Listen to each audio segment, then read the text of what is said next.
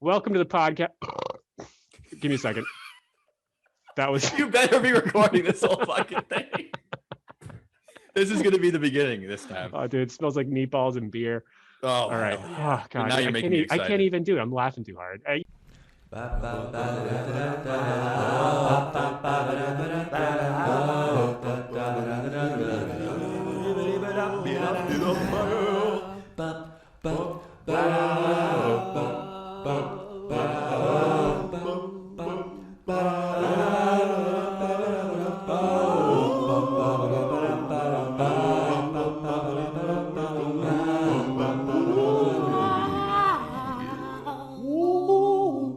Welcome to the podcast.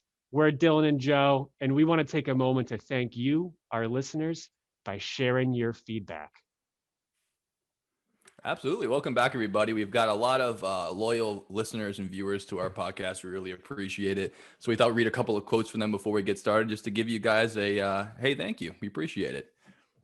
First one we have is from Maggie F. It says, latest COVID project done. Special thanks to Joe Collins and Dylan Reed of Dylan and Joe's Basement Podcast via YouTube for providing the entertainment while I worked. Learned a few things too. Thanks, Maggie F. We'd love to hear that. Yeah, thanks, Maggie F. I'm sure that your special project is even better thanks to us.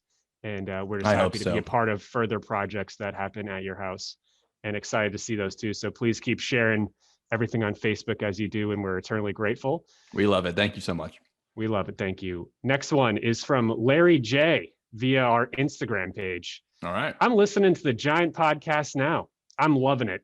You guys are killing me. Well, Larry, we love it too, and we're happy to keep killing you. Larry, we hope you're dead within a week, buddy. We really appreciate it. He doesn't mean that, but he does appreciate it. We're killing it. Thank you. Next, we have Mike L. It says, loving your podcast. I am subscribed. Thank you, Mike. I haven't seen a full episode yet, but I'm enjoying what I've seen. We like that too. You don't have to listen to the whole thing if you don't want to, but you can just subscribe and just, keep clicking if you like. But yeah, I got to tell you, if you listen to the whole thing, you're missing out on a lot if you don't listen to the whole thing. It's pretty good. Yeah, and keep commenting. We've had other people chime in and say they do it in segments, even. Sometimes I even do that after Joe does all the edits. I spend sometimes even a couple days on car rides just listening to them, making sure that we're enjoying what we're seeing too. So for sure, it's not a 5-minute YouTube video. I mean, it's a big podcast. You want to break it up in chunks when you're ironing or going for a walk or whatever. Feel free. Yeah, or doing COVID projects. Yeah, if you have to do Crovid or a crab vid or whatever kind of vid you need, feel free. All right, next piece of feedback is from Mrs. F. Mrs. F. Best outtakes ever. I agree. How about you, Joe? I love it. I love that part of the podcast, throwing in at the end, the outtakes. Like we said before, we have a bunch of them that we haven't even showed you guys yet that we'll come up with episodes sometime in the future, but the outtakes are funny. Outtakes are great. And a big round of applause to our friend Joe here for putting those outtakes together, because they are fucking funny. And this man does all the goddamn work for that. I just sit back and watch them within 24 hours of them being posted. So we want to thank Joe. Then we have our last one before we jump into our subject for today. It's from Jeremiah G. Quote, "You blaspheme the Holy One. Ellipses. Judgment cometh, boys." Well, Jeremiah G., I couldn't agree more. We do blaspheme the Holy One, and I'm sure judgment is coming for us. Speaking of blaspheming the Holy One, say hi to the folks out there, Dylan. We're dressed a little peculiarly today because of our topic. Hi, everyone. Today I'm a ghost. And blessings to all of you here who blaspheme the Holy One. You don't need to be doing that. Just listen to the podcast, enjoy yourself, learn something or two. So our subject for this week is going to be spirits, apparitions, wraiths, specters, phantoms, ghosts. We're talking about ghosts this week, folks, and that's why we're dressed this way. Joe's a priest, not a ghost, but I've come here to exercise your home. As you can see behind me, I have the one of the most famous haunted houses in the world. That to me looks like the Amityville Horror House. That absolutely is. Wow, do you think that was a ghost? As soon as this popped up, my makeshift basement has started to fall down. You know what? It's kind of, hard what do to we argue call that? otherwise. That's the only thing I can think of. It must have been a ghost because it's right when we said the word ghost. Yeah, and the thing is with ghosts is, besides scaring everybody in the middle of the night for thousands of years, They love that, don't they? That's their they big love thing. that. Ghosts really, it means all different types of things: orbs, smells, sights, feelings, visions, like you said, apparitions, and things like this, where all of a sudden, you say something weird and your whole entire blanket falls off the wall. Yeah. So before we get started, I just wanted to parse out what exactly we're talking about, because we're going to be talking about ghosts this whole time, but ghosts mean a lot of different things to different people. So what is the difference between like, some kind of orb or a ghost or a demon or a poltergeist? I mean, what are we talking about here? Are we talking about dead people? Are we talking about evil spirits coming from hell? What are we talking about here today? Or are we talking about all of them? It's a great question, Joe. I think a majority of what we're talking about is the uh, what you see on television shows that include people getting scared in haunted places like the one behind you. For example, a really good thing from the Amityville Horror that showed up after everything that happened was a photograph that was set up to take pictures for 24, for like 24 hours straight, and something scary showed up. Speaking of something scary. I do believe a spirit has come and they are putting a stop to this podcast. They've torn down your They are trying. They are trying hard, and something showed up in a photograph that is unexplainable. My goodness. That we don't know. It looks like a boy, and this happens all the time. So I believe that what we're talking about today has a lot to do with those apparitions, those orbs, those smells, those weird feelings, those senses. That's a scary basement. I don't feel good down there. There are people who have died a lot of the times. I'm not sure if we're going to be covering more than that, though. Sorry. I absolutely think that we should be covering that, because that's a majority of what people think they are, is that these are trapped souls that are caught in the realm of human life, and in this realm, this plane, this dimension, our mortal coil, where they're supposed to move, where their spirit or their energy is supposed to move on to whatever's next for them, and they get trapped here. And Joe, why do you think some of those spirits get trapped here? Well, yeah, from what I understand, it's a lot of it is severe traumatic events or unfinished business. A lot of the time, where it's if they could finish the business they needed to do on this earthly plane, they could peacefully pass on to the afterlife. But sometimes, if you've been terrible events have happened, it leaves like almost like a psychic scar on the area, and if some terrible thing happens, these spirits aren't allowed to move on because they're forever trapped with the unfinished business of the awful things that have happened to them. What are some examples of unfinished business that you can rack off the top of your head? Why a spirit would? I mean, are we talking about, they didn't get to fulfill all their dreams, or they were murdered, or what? Yeah, why would a spirit get trapped here? Yeah, I think that more less than the unfulfilled dream is more of like an immediate issues with their own life. If I had children and I hadn't packed their lunches for the next day, and then I hung myself, maybe that'd be unfinished business, because little Jimmy and Tony don't have their bologna sandwiches for tomorrow, and now I'm a ghost that's forever asking them to finish their homework. Don't forget your brown paper bags, Jimmy. I don't have kids, but I'm just imagining that's what being a parent's like.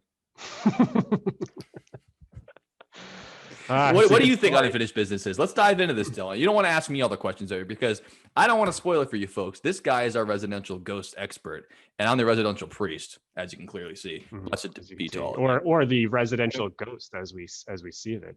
The residential ghost as well. Yeah. So why don't we start up hearing from you?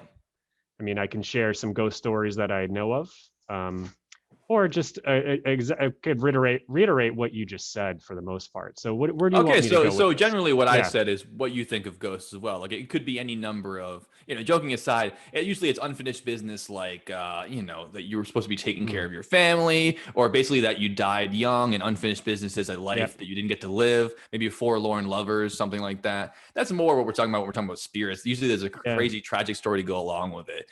But before we get into ghosts too heavily, we're going to get into the ideas of them and all these kind of things. We wanted to share, what a ghost mean to us. Like, has that ever happened in our life? A lot of people we know have experienced things that are unexplained and paranormal. And if you wanted to share a story that maybe happened to you, Dylan, I would love to hear it. If you ever experienced strange events like that.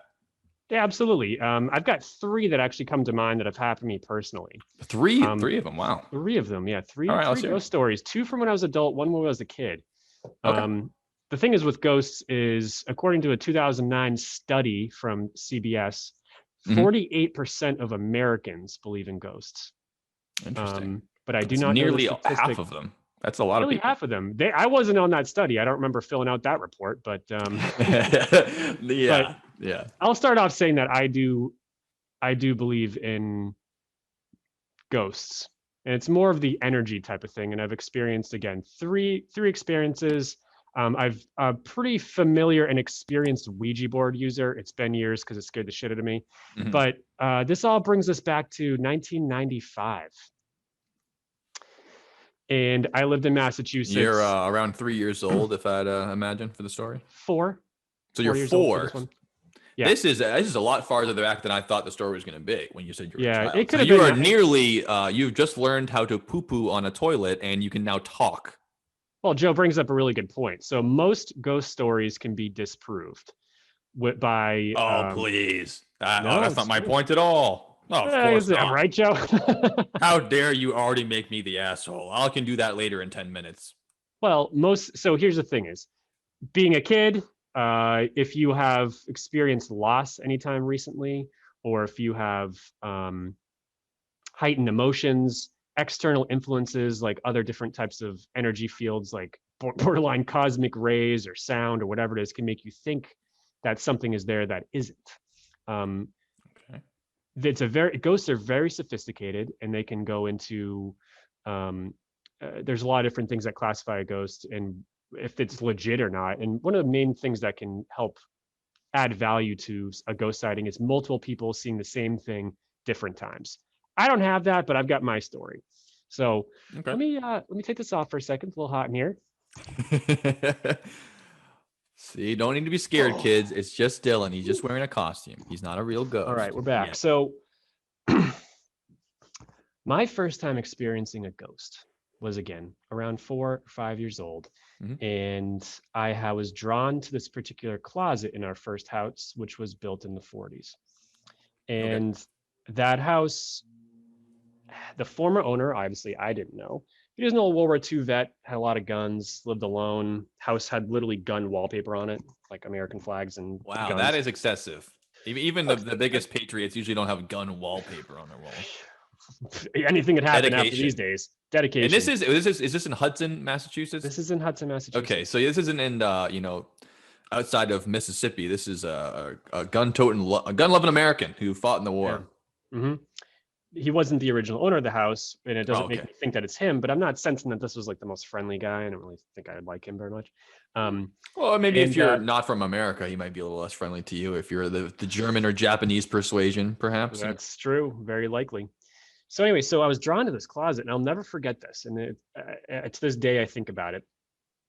And I was drawn to the closet, and I went in the closet, and the deepest voice said something to me that wasn't, this is 1995. Toys were shitty. They weren't able to, if you had like Tickle Me Elmo, it wouldn't resonate your chest in that way. Like you picture, when you listen on, in like The Exorcist, you hear her voice in the film, kind of like when the devil speaks to her, it has, it's guttural. It's almost like a subwoofer sound. It's a low, low decibel. It's not even like it's not even like a low diaphragm sound. Like it's like this like resonating, awful sound.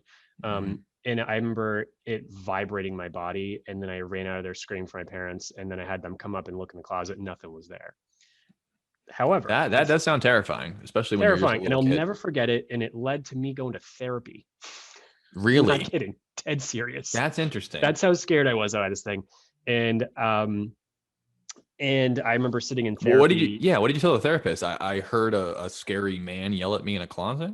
For the most part, and what they did is, the funniest thing about the therapy did the man say anything, or it was just a yes, but it said words, but it was almost like it was muffled, and I couldn't make out, not necessarily muffled, but I couldn't make out the words. Gotcha. And I ended up in therapy, which is hilarious, but I was very scared after this for a long time, and I couldn't at nighttime cross the hallway and look down the front stairs and the front door because there's a knocker on it. It looked like a vampire.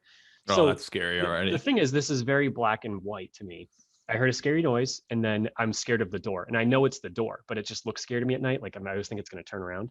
Mm-hmm. Um, and in therapy, they're trying to tap into my subconscious as a kid to see if this represents some other challenge in my life or something else I'm scared of. Yeah, they're trying to figure out if your uncle molested you and you're scared of the door. That happens a lot. It's they're really trying to awful. do something. Yeah, or find what that actually means. I'm making something up. What and do you the bottom line was there's not a whole lot going on that this is representative. Besides, I heard a scary noise in my closet, and every time I walk by the front door, it scares me, and that's all. Simple it was. As that. Oh, yeah. Simple as that. So the conclusion was what? Just nothing to worry about. Just go home and relax. Or they couldn't really do anything with you then at that point, right? They could. That was just it. No, huh? that was it. It was. Good on you. Good on your parents for at least I drew putting the effort pictures and of stuff of this stuff, and they thought this was some creation. That's a classic scene when you're in with the Crayola crayons. You're drawing the man. Well, they did the thing. Yeah, they do the thing. Like if I'm drawing my family, then there's this big black dark figure in the background that's full of red eyes. Who's that? Exactly. It wasn't that's Tony.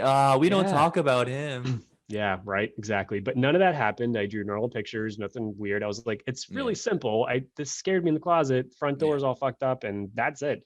No, but good on your parents though for doing, especially in the mid 90s. I mean, even now it's it would be a really great parenting move to have your kids go to a therapist to make sure they're all okay. But especially in the mid 90s, have you be scared of a closet? I think a lot of parents even then would be like, get over it. It's a closet. I'm not spending money for you to go talk to a person about the closet. And there is no Uncle Tony, so I'm not afraid of you getting molested or anything like that. So you just deal with it, That was cool of them to make sure you're okay. Yeah. There was other stuff in my life going on back then with, my father being sick and stuff like that. So therapy wasn't out of the question, but it was unrelated to that. It was a weird, I'll never forget that voice. It was unrelated to that as far as we know. As far as we know. I think that if we hitch that on an idea that I think is a big part of hauntings, and that it might not be so unrelated as we might think on the surface. Yeah. Do you want to hear one other story that is short? Because I've got can we hear one about when you're an adult? Because the closest ghost story that I have, besides that, when I was a kid, I was equally as afraid of ghosts as you. When I would hear sounds in my grandparents' house, I'd go running all over the place, all the creaks, and I'd be like, "This is fucking terrible." My grandparents downstairs in their house, they had a 3-floor house, including the basement, and they had an entire cabinet of little porcelain dolls from the 1950s. It was horrifying. You walk downstairs to go get a drink of water, and you're staring down 30 dolls. I'm 8 years old. I'm gonna pee my pants. We've all seen Annabelle, and that is exactly what you think. Everything. This is well before Annabelle. You're not even seeing the eyes moving, but it's the dolls they scared the hell out of me.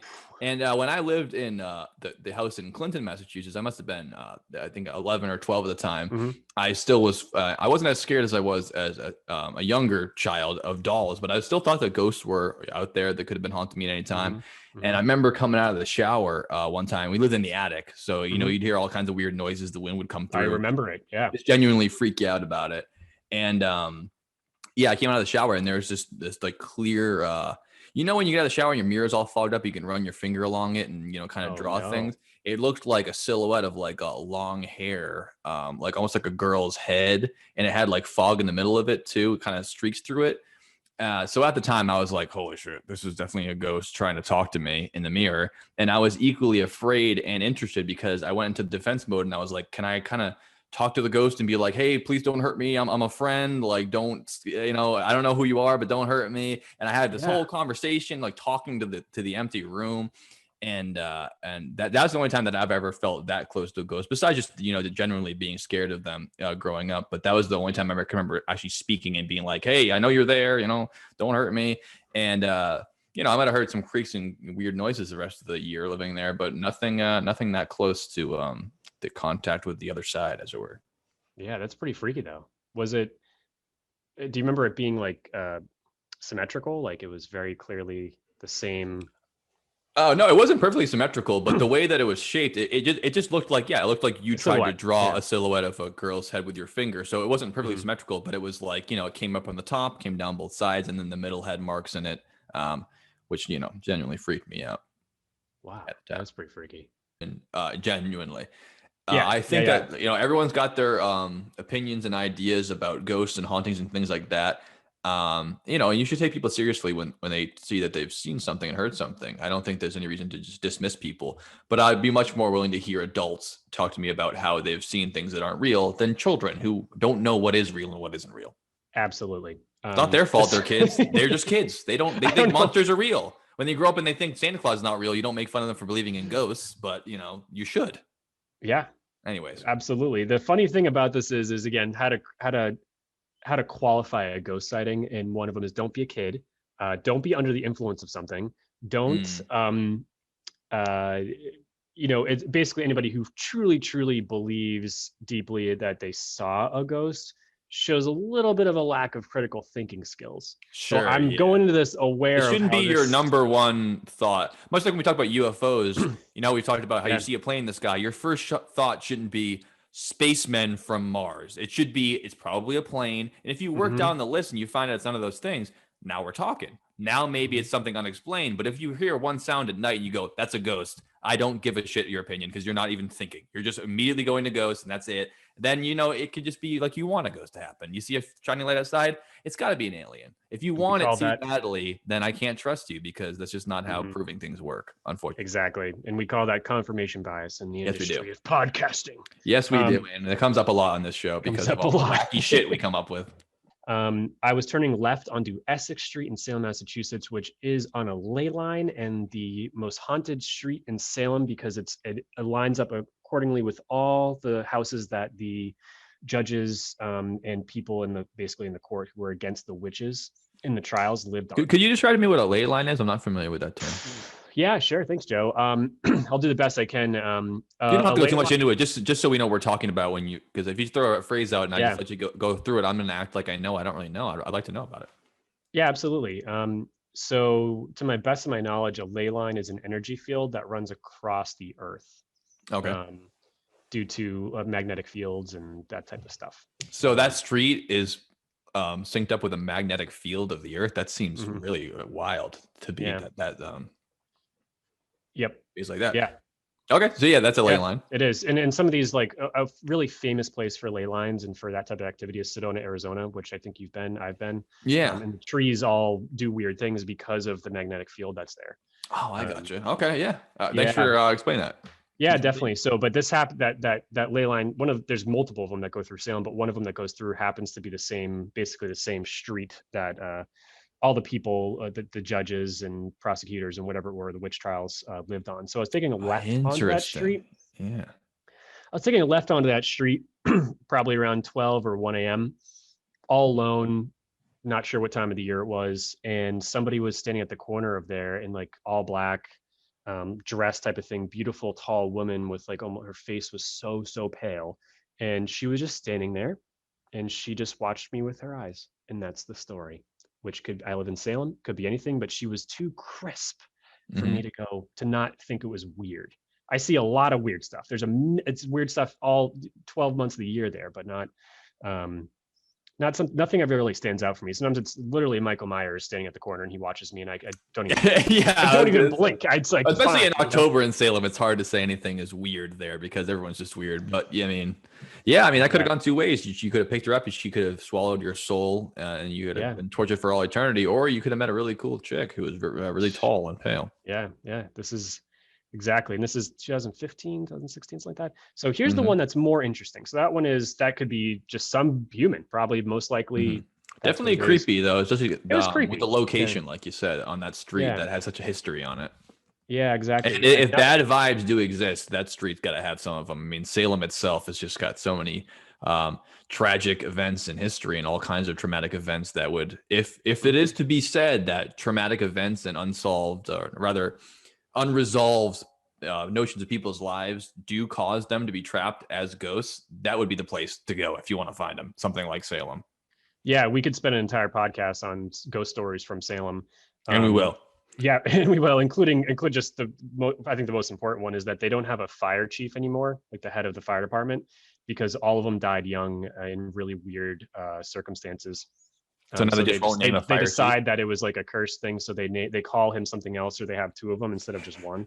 Jesus Not kidding. Christ. So it's like so leaving the 13th floor of the building. So what floor is this? It's the 14th floor. But isn't it still the 13th floor? You just call it the 14th floor. Yeah. Isn't he still the fire chief? But you don't call him the fire chief, so now he's fine. Something like that. So the next one is a little more interesting. So again, it was around the same time.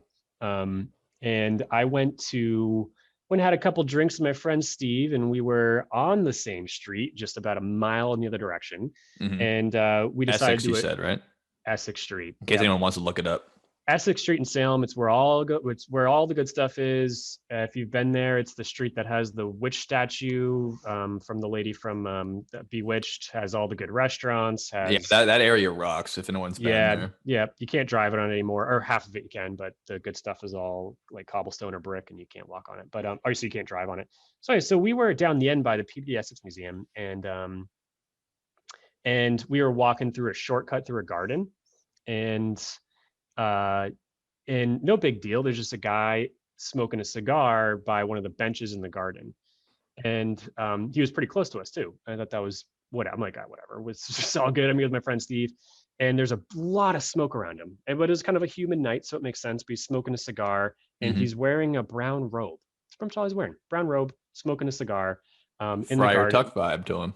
Yeah, right. So in Salem, and we walked through this cloud of smoke, got through the garden, got to the end. I said, that was kind of weird, right? He said, yeah, it was. And the thing that's the most weird about this is, besides the fact that the guy didn't wave, say hi, do nothing, the cloud of smoke had no smell, nothing.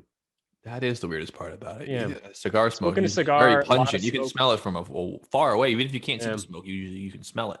Yeah, and he was wearing old attire, and there was just no smell to it. So don't know. Probably, who knows? Maybe I just missed the smell or whatever it was. But that's my second weird story as an adult.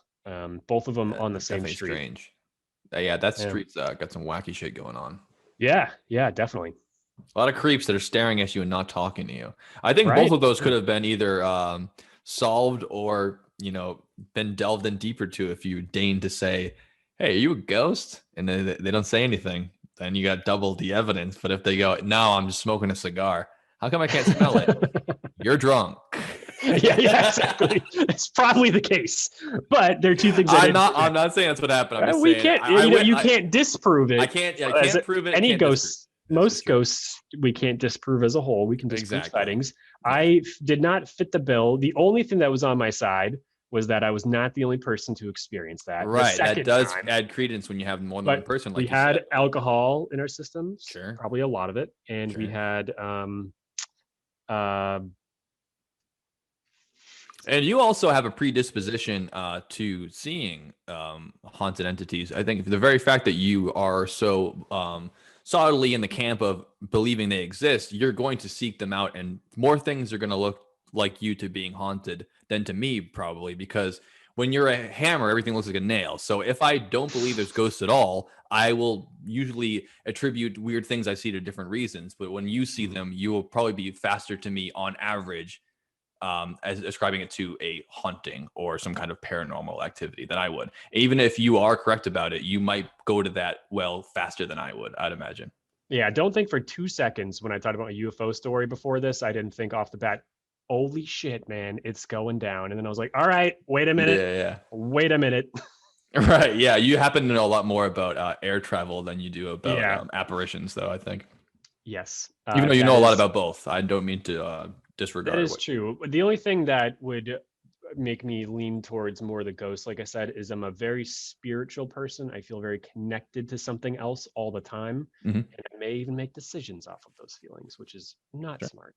But I'm always feeling around, and it started even after. I mean, there's times in between the stories where I would sit by a candle when I was, again, 10 years old, and like just imagine things and meditate and feel stuff and get scared because I'm just sitting at a candle. Like I kind of did weird things as a kid, and it all stuck. Oh, we all did weird shit like that. I remember, I think talking to, spirits or whatever, just genuinely getting yourself riled up. I mean, I used to love doing shit like that. When you're a kid, it just going into the woods and just, you know, you don't want to get scared, but you kind of do. Like you kind of do want to see something fucked up, but not that bad. Like you can escape it, but you walk into the woods at night with your friends and you kind of do want something to go wrong, just to be like an exciting, freaky thing to happen. I mean, when I was a kid, we'd walk around our aunt's old house with flashlights and we'd try to find a ghost. Or, I mean, you didn't really want to find one to be too scary, but you still kind of want to see one, you know, you're looking for it. Or even, I mean, that brings us to Bloody Mary. Bloody Mary, very famous ghost. Very famous ghost, very scary. And I'm not sure if, I mean, just for the sake of the podcast, if we were together, I would do it with you, but I'm not, I still don't want to do Bloody Mary. It's terrifying. I'll put it on the list of things we'll have to do when we finally see each other in person, because I'll do that. Episode 22, Dylan and Joe just do Bloody Mary in the mirror of Dylan's bathroom. Hey, that'll be some short content for you, guys Mike join us. Mike L. That's only a minute long. You can definitely watch that before you go to work. Yeah, you tomorrow. think so until she's chasing you around my house, and the episode lasts 45 minutes, and then we got a real. I mean, we should pray for that. We should pray for that kind of content. If Bloody Mary really comes out and kills one of us, that'll be a story. Well, the house behind you is probably as old as the house I live in, so.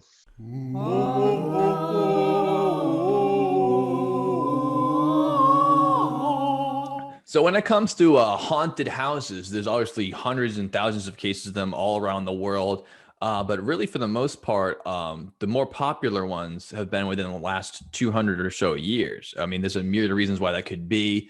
When people picture a ghost in a house, they're usually wearing like late, 19th century Victorian clothes, or they're wearing farm gear. Like they never look like they're wearing, tribal gear, even though so many of the stories have to do with Indian burial grounds and things like that. Usually when you picture a ghost, it's the guy with his top hat and his head's fallen off or whatever. That's the classic image of him. Victorian society. Houses like, a little bit after that.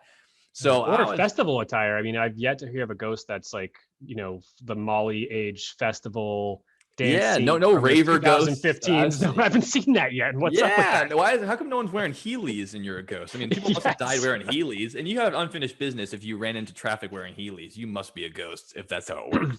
On the side of the road, the forlorn hitchhiker wearing Heelys. Anyways, so what I was more afraid of when I was a kid than ghosts was demons, because I was so into the clergy, as I were.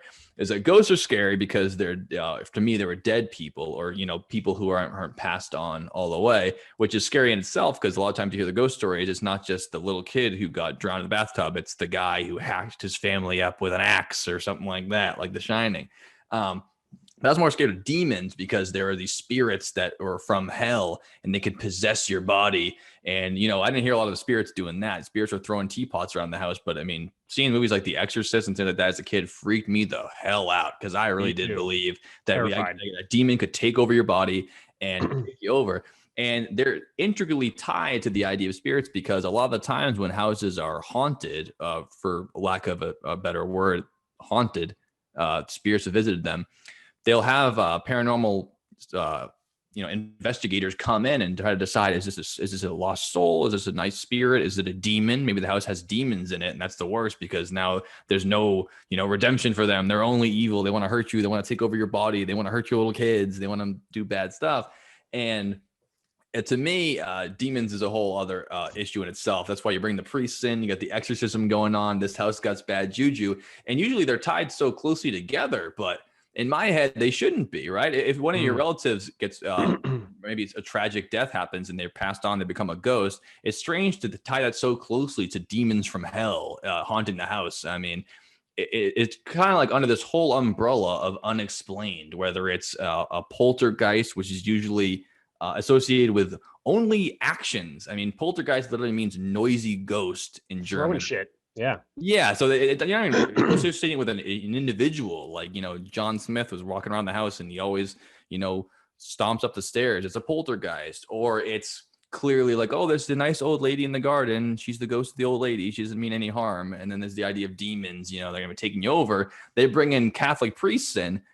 I think it wasn't until even the last 20 or so years that they stopped performing exorcisms in the name of the Catholic Church. So one of the most prominent religious organizations in the world was still sanctioning officially, the same way you'd sanction a funeral or a wedding, they would sanction an exorcism. They'd have a couple of priests, hopefully more than one, walk in there, and then they would see this, whoever they are, usually, on a bed or in a chair, whoever's been afflicted, and they would perform an exorcism on them. And it's so strange to me how closely that is tied with paranormal thought, because one of them is a personal experience going on in a house. Maybe you have a historian involved. Maybe you have, paranormal investigators or mediums come in. And the other one, you're calling Papa Pope and the Catholic Church coming in and spraying holy water all over your kid. It just seems so odd to me. My first story is this boy says to his father, "Dad, is our house haunted?"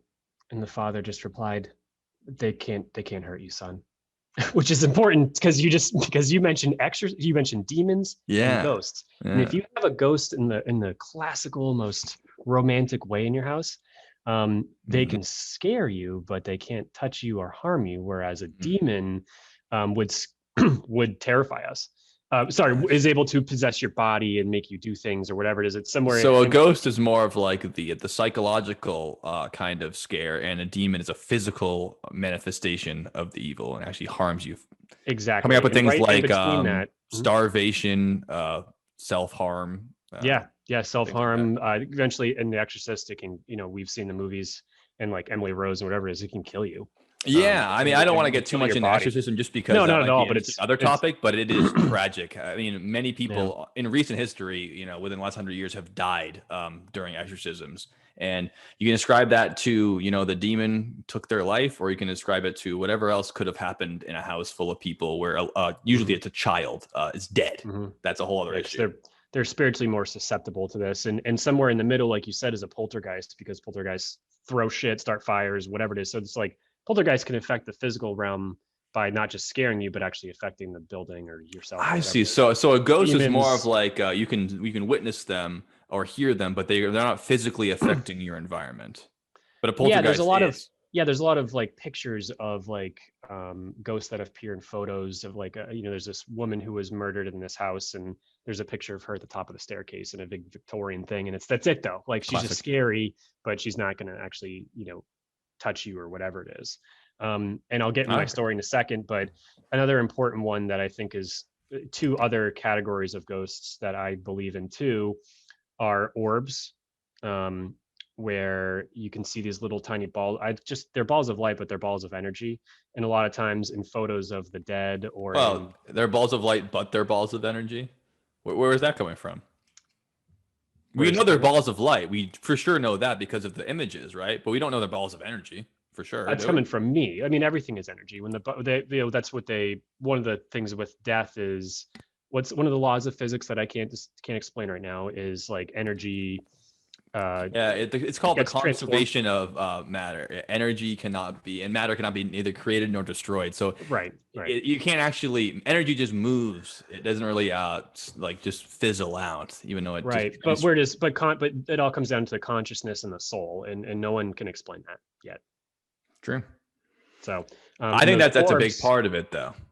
It's a huge. Maybe that's more of the idea. Okay. Yeah, the idea to me is that it's consciousness and the soul, and we don't really understand that yet. This other dimension. So there is, in your mind, there's a separation between the orbs and ghosts, because I always figured that the ghosts were a manifestation of the spirit, and that's all you can see in a photograph. For example, here's an orb. It's really a dead person, but it looks like an orb. But are you saying that that's different than a ghost? It's completely separate entity?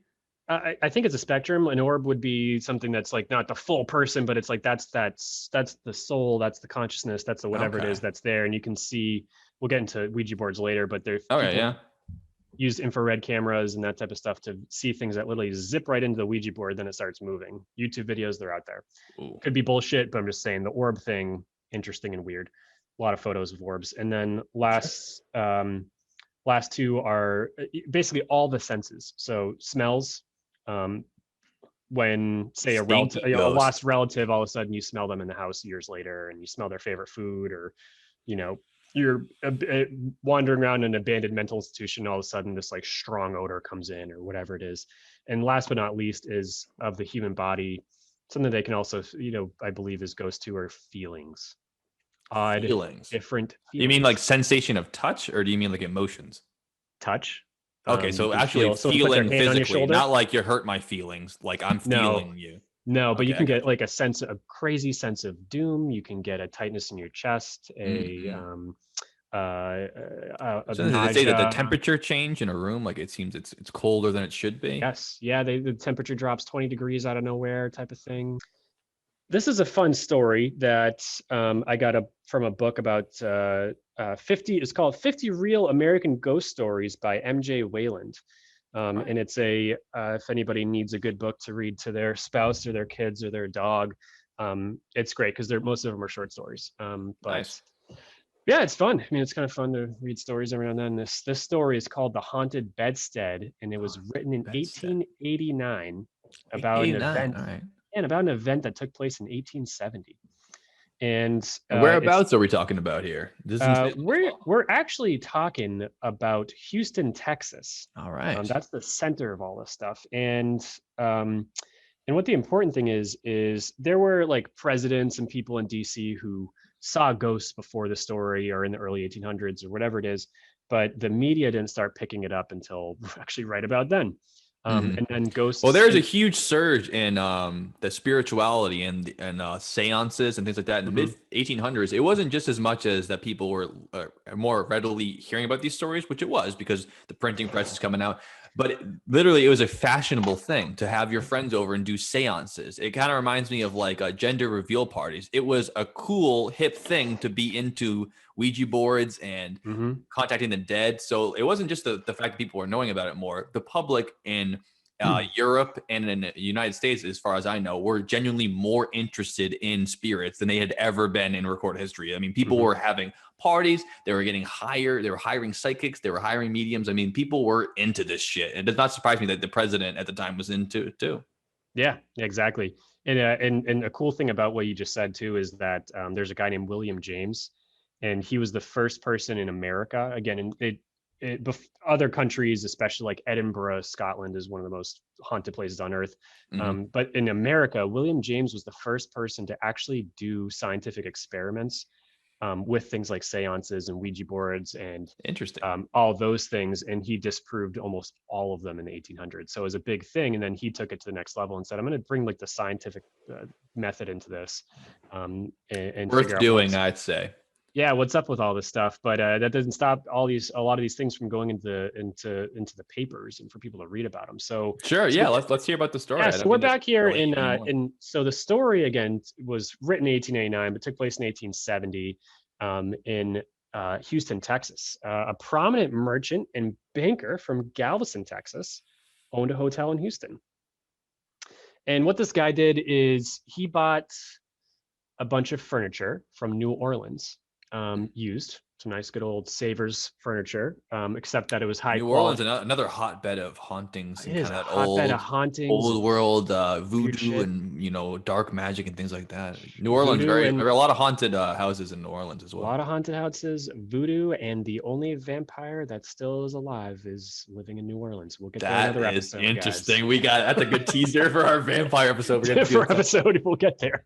We'll get to all these. I know we keep saying we're going to do that. We'll get them all of them at some point. You can't blow our load in the first 2 months, So about the bedstead. So this guy owns this hotel, wants to refurb the rooms, does some sort of a used furniture place. It says very specifically that these were very high quality, expensive pieces. Bayou Chairs Are Us, I think was the name. Exactly. And the fact that he had to have them shipped from New Orleans all the way to Galveston, I mean, it's not close, it's not far. I mean, that's a day's seems like drive. the cheap option, especially in the late 1800s, to be shipping them states over. But he must have got some kind of crazy deal with whoever. You don't spoil it yet. Oh, I'm sorry, I don't know the story. I'll jump on. So it's this is back in the time when furniture was all high quality, handmade, good. No, you buy it for life, right? You don't buy it for life. Yeah. So years. Furniture would cycle around a little more than it would now, like IKEA. So sure. So we're in Houston. He gets all his furniture. One of the bedsteads, which I think is funny, because does that mean bed? Like bed set? Oh, in bedstead, I've never heard of that before. I've never heard the phrase either. But what I would assume is that it means like an inn. A bedstead is a place where you would rest your head at night. Like a homestead is your home. A bedstead, I would think, is a place that you would like an inn or a motel where you'd pay to rest for the evening or whatever. That's just me using context clues. I've never heard that phrase before. Yeah, that's what I thought. Because I mean, the story isn't about like the whole hotel. It's about one room. It's about okay. So the bedstead might just mean the hotel room, but they wouldn't have called it a hotel room because it wasn't a hotel, maybe. Yeah, maybe. Or haunted bedstead sounds better. It was a hotel. So sorry, it was called a hotel in the story. Yeah. Mm-hmm. Okay, gotcha. Yep. Right. So we'll get into room number 37. So 37. Room number 37's bed, it was a little different, the one that he bought. Same thing, super nice, but the headboard itself had really dark stains on it. And the new owner of this new bed, he tried to remove those stains, and he said he couldn't get them out. So whatever, they're not really bothering anybody. And the first guy to sleep in that bed was it says he was a farmer type of guy. I wrote down somewhere. Sorry, not farmer. He was a cattleman. And he said specifically that this guy had the imagination of like a shovel. Like the guy had just think of like 1800s cattleman who's got no creativity, not the type of guy who's going to like make up stories or whatever. He's all business and no joking around, this guy. Yep. And around lights out time, everyone woke up to that room number 37 with this guy banging and screaming on the door. They ran up there and he said, I don't know what, I don't know, this guy's not alive or whatever it is. And everyone's like, what's happening? And he described this man laying in bed next to him when he turned the lights out that had his throat cut ear to ear. Ugh. And that's the story of that guy. So a couple of days later, Jesus, that would freak me out. Oh, for the record, I guess I looked it up. Bedstead just means the whole bed frame minus the mattress. So that would mean the headboard, what I was thinking, yeah, but and the legs. Okay, yeah. Okay. So it is the one bedstead. Yeah. Okay. So, right. So is that particular, bed frame, as we'd call it, with the headboard and all that good stuff. Room 37's whole bed, just the bed itself. Gotcha. Okay. Minus the mattress, as you mentioned. So that's what it sounds like. Yeah. Yep. So again, we're describing a white man with his throat cut ear to ear. A few days later, a woman decided to get room number 37, and I'm sure they didn't mention to her the reaction of the man earlier. Nope, not yet, because they kind of just, maybe the guy was crazy or whatever it is. Hey, who knows? I probably wouldn't have said that either. I've been like, just so you know, the guy saw an apparition whose head was sliced from her necklace from ear to ear. Anyways, there's mints on the pillow, and if you need anything, just call. Yeah, exactly. Yeah, this room might be haunted, but I wouldn't say that either. To be fair to them. Yep. So same thing. Lady freaks out in the middle of the night. And says the same story. There's a man in my bed, and he's dead. He's cut ear to ear. The same story. So she also sees the same injury and the same man in the bed.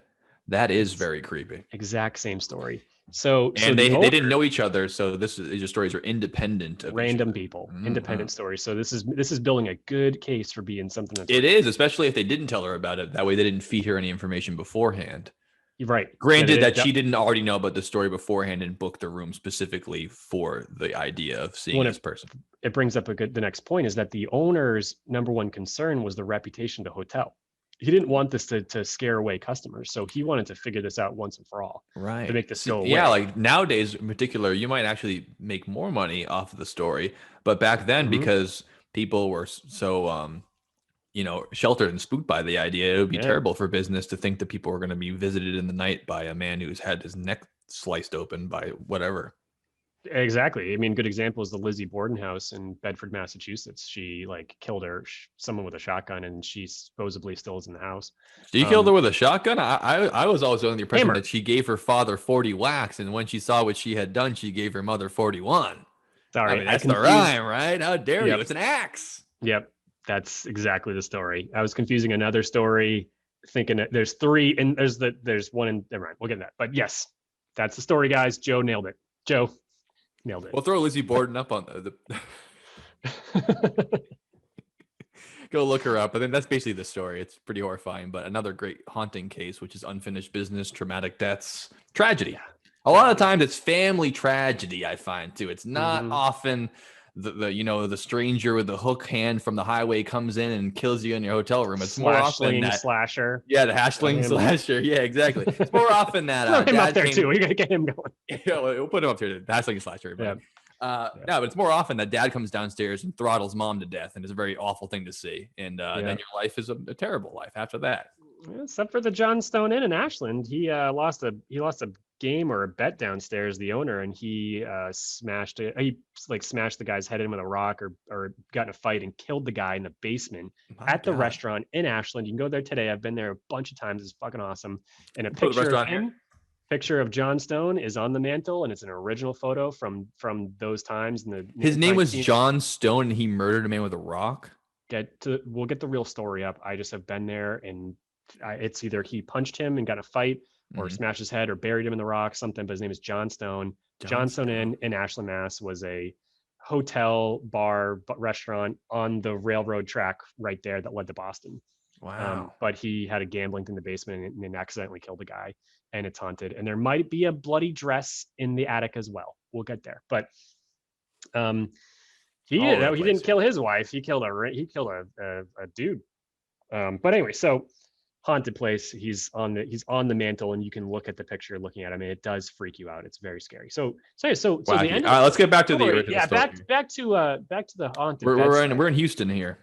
We're in Houston. Guy number one's freaked out. Chick number one is also freaked out. She went mental over the exact same thing, exact same story. So the owner's number one concern is he does not want this reputation for his hotel because he's going to lose money. So what he did is he slept there. He went into room number 37. He laid in the bed, and as soon as he dimmed the lights, guess who shows up? The Hatchling Slasher? Pretty much. Well, the guy with the head, the guy with the neck. The guy with the head, yeah. His neck man shows up, and he takes it calmly, and he looks at him, and same thing. He goes, "You're a big pain in my wallet, sir. I'm so glad I've met you here today. Good, I want you out by the morning." Yes, exactly. So, and then what he does is he turns the light back up, and he sees him slowly disappear. And he turns the light back down, and he starts to reappear again. This dead guy in the bed with the. He's afraid of the light. The light will stop him. When it gets dark, he shows up, and when it gets light, he's scared of the light. Like you said, the more you can see, the less you can see of him, and the less you can see, the more you can see of this apparition, as it were. Exactly. So he's interesting combination. Definitely scared out of his fucking mind, but approached it pretty calmly. And he did. So the next day, what he did is he removed some of that wood that had the dark stains on it. The wood on the bedstead. On the headboard of the bedstead, and had those spots analyzed, and it was human blood. And he burned. He got the forensic team to spray luminol under it and put it under a microscope. The 1870 FBI forensic. They're like, yeah. It's Miami came in and they tried to clean it with Clorox, but we get the luminol in there. It glows like a fucking flashlight. We got him. Yep. The black light in 1870 shows his blood. Yep. No, I'm sure there's more than one way to tell if it's his blood on wood, even hundreds of years ago. Have you ever looked at blood in a microscope? Yes. During biology class, they had those like slides with them in it, but it was, dried up. It wasn't like fresh blood. Still pretty clear what blood looks like under a microscope. It's big. Mm-hmm. You can see just the blood cells. They're red blood cells, and they're red circles. I did it. I bought a microscope recently to view things, and that's cool. I don't know you did that. It's really fun. So that's probably what they did. They probably put the wood under a microscope. Houston is a pretty big city. They probably had a couple of them down at the precinct there, even back then. Yeah, absolutely. Especially with the Texas Chainsaw Massacre going on and stuff like that. Well, that wouldn't be for some time after that. that story, 1870 Texas Chainsaw Massacre. I mean, for all we know, it was the Texas Scythe Massacre happened before that on that property. We don't know what the spirits were. But anyways, so long story short, there's a lot of stories that are fucked up, man. Really so are. He burnt the bedstead. He burned it after he found out there was blood on it. He said, "I'm burning." Well, he took the blood off. Then he's like, "I gotta burn this fucking thing." And why even take the blood off? Just burn the whole thing. Then a waste of time, Did I mention that it was a third of the cost of the average bed? All the other rooms. The bedroom. You could pay a third bed. One of them was cheaper, and that was this bed. So how did they justify? Do you think that it was that much cheaper, or they just wouldn't tell people? They just say, "Well, what he did is he got in touch. He got in touch with the place he bought it from and said, "Hey, anything wrong with that bed?" And they're like, "No, he's like, well, what did you know any stories?" They called the police. Well, it's like, it's saturated with blood all over it. You should at least know what that is, right? Notice that? Yeah. Oh, no, nothing wrong with it. There's blood splatter all over the headboard. You don't know anything about that? No, it's fine. We didn't hear anything bad about it. Did you bash a man's head in on this thing and then sell it to us for a hotel, you fucking asshole? Yeah. We have to find out the hard way. We're seeing the guy. Well, actually, should I say, did you slit a guy's throat open? I might have some evidence here from beyond the grave that can pin you to this. Yeah. So he got in touch with those guys. The exact conversation just happened. They go, we don't know what you're talking about. And since it's old, nice furniture, it traveled from place to place, and they don't really know where it originated. So when they got it, perhaps it already had the blood stain on it when they received it. Yeah, so it might not have happened. Well, I think that's definitely the case, because a furniture store sounds like it sort of sold it to them, or a wholesale type of thing. Yeah, they weren't holding on to it. So it wasn't like one hotel gave it to another hotel. They were dealing furniture. I see. Yeah, exactly. So maybe the hotel that sold it to the furniture place is the place that it was murdered, and they're like, well, we're gonna make a buck off of it, so might as well sell it. Yeah, that makes sense. Like that. So that's a story from 1870 when we're at the pretty much the height of ghosts in America. And that's a story. Correlates pretty closely with the popularity of seances and the spiritual movement in the mid 1800s. Exactly. Coincidence? Maybe not. We'll see. We'll see.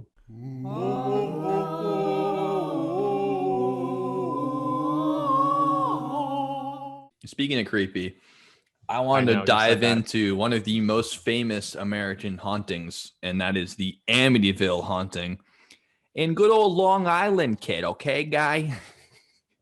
Come on down to Long Island. We got expensive houses. We got suburbia. If you want to raise a family, come on out here in Long Island. You can buy a house for 80 grand. It's actually worth 120 grand, but unfortunately, an entire family was murdered with a gun here. It's the New Yorker dream, is to be from the city, and then the day you decide it's time to start a family, you move to Long Island. Ask any of them. So that's where the house is. It has those what they've called the eyes of the house in years past, because it just looks so haunting. The street view of the house kind of staring back at you like it's that haunted. So the Amityville story.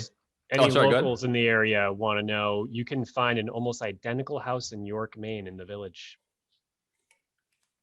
Less haunted, I presume. If you don't feel like driving to Long Island from Rhode Island or from Maine, from wherever you are, if you're on the East Coast, there's this style up there.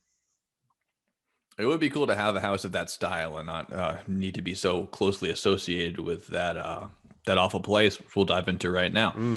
So yeah, Amityville, it's a town in Long Island, New York, and we're rolling around towards the mid 70s here when this story takes place. Is the family called the DeFeo family. It's a, like Dylan said, a classic New York dream. Suburbia, an Italian family in Long Island, buying a house and trying to raise them all together. They had their own automotive business. They would mechanics, repair cars, things like that. And there were 6 of them.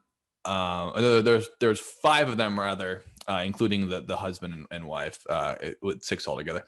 So the DeFeo family, the stories tell it all strange ways, because most people usually hear it from the crime scene. People don't know these people beyond their neighbors or their family and friends. They find out about it from the crime scene. They go, what is happening here? What a horrific event. So what happens is that on the night of November 13th, 1974, the eldest son of the family, Ronald DeFeo Jr., kills his entire family with a rifle. And the stranger part than a son of a family murdering his entire family is the fact that they find all the bodies in their beds, kind of suggesting that either no one woke up and reacted to this murder spree with a rifle in a suburban town, or that they were perhaps killed beforehand and placed in their beds, which they never proved one way or the other. The crime scene suggested that they were all killed in their beds while sleeping, as if a rifle makes 0 sound at all, or if you were poisoning them. Can I ask a question? Mm-hmm. So you're telling me that the oldest boy killed his family in this house. Who is Ryan Reynolds? Ryan Reynolds is an actor who plays Deadpool and Van Wilder, and he's one of... Thank you very much. He's the second most attractive Ryan of the film industry versus Ryan Gosling, and then Ryan. Oh yeah, I think that's everyone knows that. That's a close fight. Close fight. But anyways, what's that fucking movie about? He's not, because he's like the father. Are you gonna get there? Because in the Amityville horror movie, I think he's a father, when you're talking about the Amityville horror, in the Amityville horror I haven't seen the one with Ryan Reynolds in it. But most of what the Amityville horror movies are about is the family that moves in after these murders have happened. Okay, so the house is that's not the haunted answer I yet. need. Yeah, the house is currently not haunted because nothing bad's happened there. It's built, probably in the late 60s, early 50s, when, suburbia is spreading out. Long Island, it still is, but especially was back in the 60s and 70s. It was suburbia. You get a little bit of cash, you bring your family out there, and you can be rich and own your own home. And all you own is a car dealership. You have 6 kids, you can own a house that's now worth $800,000. Pretty decent deal in the 70s to own a majorly huge house like this with a family full of kids. And mechanics, they're nothing to scratch at. You make some money there, but you have a family that big, you're owning a house that large. It's impressive. And the mother didn't work either, of course, because it's the 70s. Of course, I do think that house itself is older than that. You're probably right about that. I actually don't know. I believe. I'd have to imagine. I thought it was more of that like Levittown post World War II rebuilding suburbia kind of expansion that happened after the GIs came back and built out a lot of what Long Island is now, which is a major suburban sprawl throughout of it. Maybe I'm wrong. The house was built in 1927. 1927, so that's well before that, about 50 years before all this. But it's a good estate, so you'd see that comment. They didn't have any neighbors. Now it's probably that every town in Long Island's packed now, and that's probably not how it was. That's a good point. So at the time, it was probably the only house around the area, and it kind of built up around it. But it was built back in the 20s, which is long before most of the houses in there. That's a good point to bring up. Thank you. Yeah. I didn't realize that. I just made an assumption about it instead of actually looking into it. So then the night of November 13, 1974, the eldest son of the family, who's had heroin problems and a lot of petty crimes in the past. He's had issues. The father of the family, even those who are his neighbors, understand that he is a notorious, abusive, drunk. He would beat the hell out of his kids, beat his wife. He'd come home angry. All the kids would lock themselves up in their rooms. I mean, they can come out to the church on Sunday and act like this idyllic family. And especially when they've all been murdered, you can always paint them with a nice soft brush and say how tragic that this would happen to this beautiful, nice Christian family. They all love each other, and it's a nice Italian family. And then what's going on here? Well, it's evil afoot that they would all be murdered. There's something up here. But you look deeper into anything like this, it's not as easy as that. I mean, this family was in shattered pieces. I mean, obviously, you can't blame the family for this horrific, multiple family annihilating murder that happened, but it wasn't all sunshine and roses. It wasn't just like some shadow came over them and some evil spirit possessed him to do this, even though he would go on to claim in late police interviews that it actually was an evil spirit that made him do it. Happens a lot to serial killers that they say that someone made them do it, oddly enough. It really does suck to admit that you murdered your entire family, but that's what happened. And that's how the Amityville case starts, because this house that's, gone for all this money in this beautiful neighborhood, beautiful home, beautiful family, all dead. The next morning, they arrest Ronald DeFeo Jr. He does admit to these crimes. And he is convicted of all 6 murders. They convicted him on second degree, like a crime of passion kind of deal. But I can understand that he went into some kind of psychosis or some kind of mental state that allowed him to do this. But it's strange to me that it would be second degree to say that it was a spur of the moment thing when your entire family is sleeping at night and you load a rifle up. Seems kind of premeditated to me, especially when you go from room to room shooting all of them, even though they haven't proved that that's how the crime was committed. That's what they convicted him on, that he went from room to room shooting his family members one by one. One of the stories has his sister helping him out with it, but this is all speculation. And she was murdered as well. So if she did help him, she didn't get the good end of that stick. Anyways, it's really fucked up. And so in the Ryan Reynolds version of the movie brings up, again, it's Hollywood, it does its thing. Yeah, even the movie that came out a couple of years after this incident was still, it added a lot of wacky stuff to make it more exciting. Exactly. So I don't think this is true, but they believe or the movie is based on the fact that Ryan Reynolds is like not a bad dude. Then he shows up at the house, starts acting weird, starts getting more angry, starts being all fucked up, kills the dog first, the usual thing. And he's just being so odd. And it was the movie they kind of based on the Indian curse of Amityville.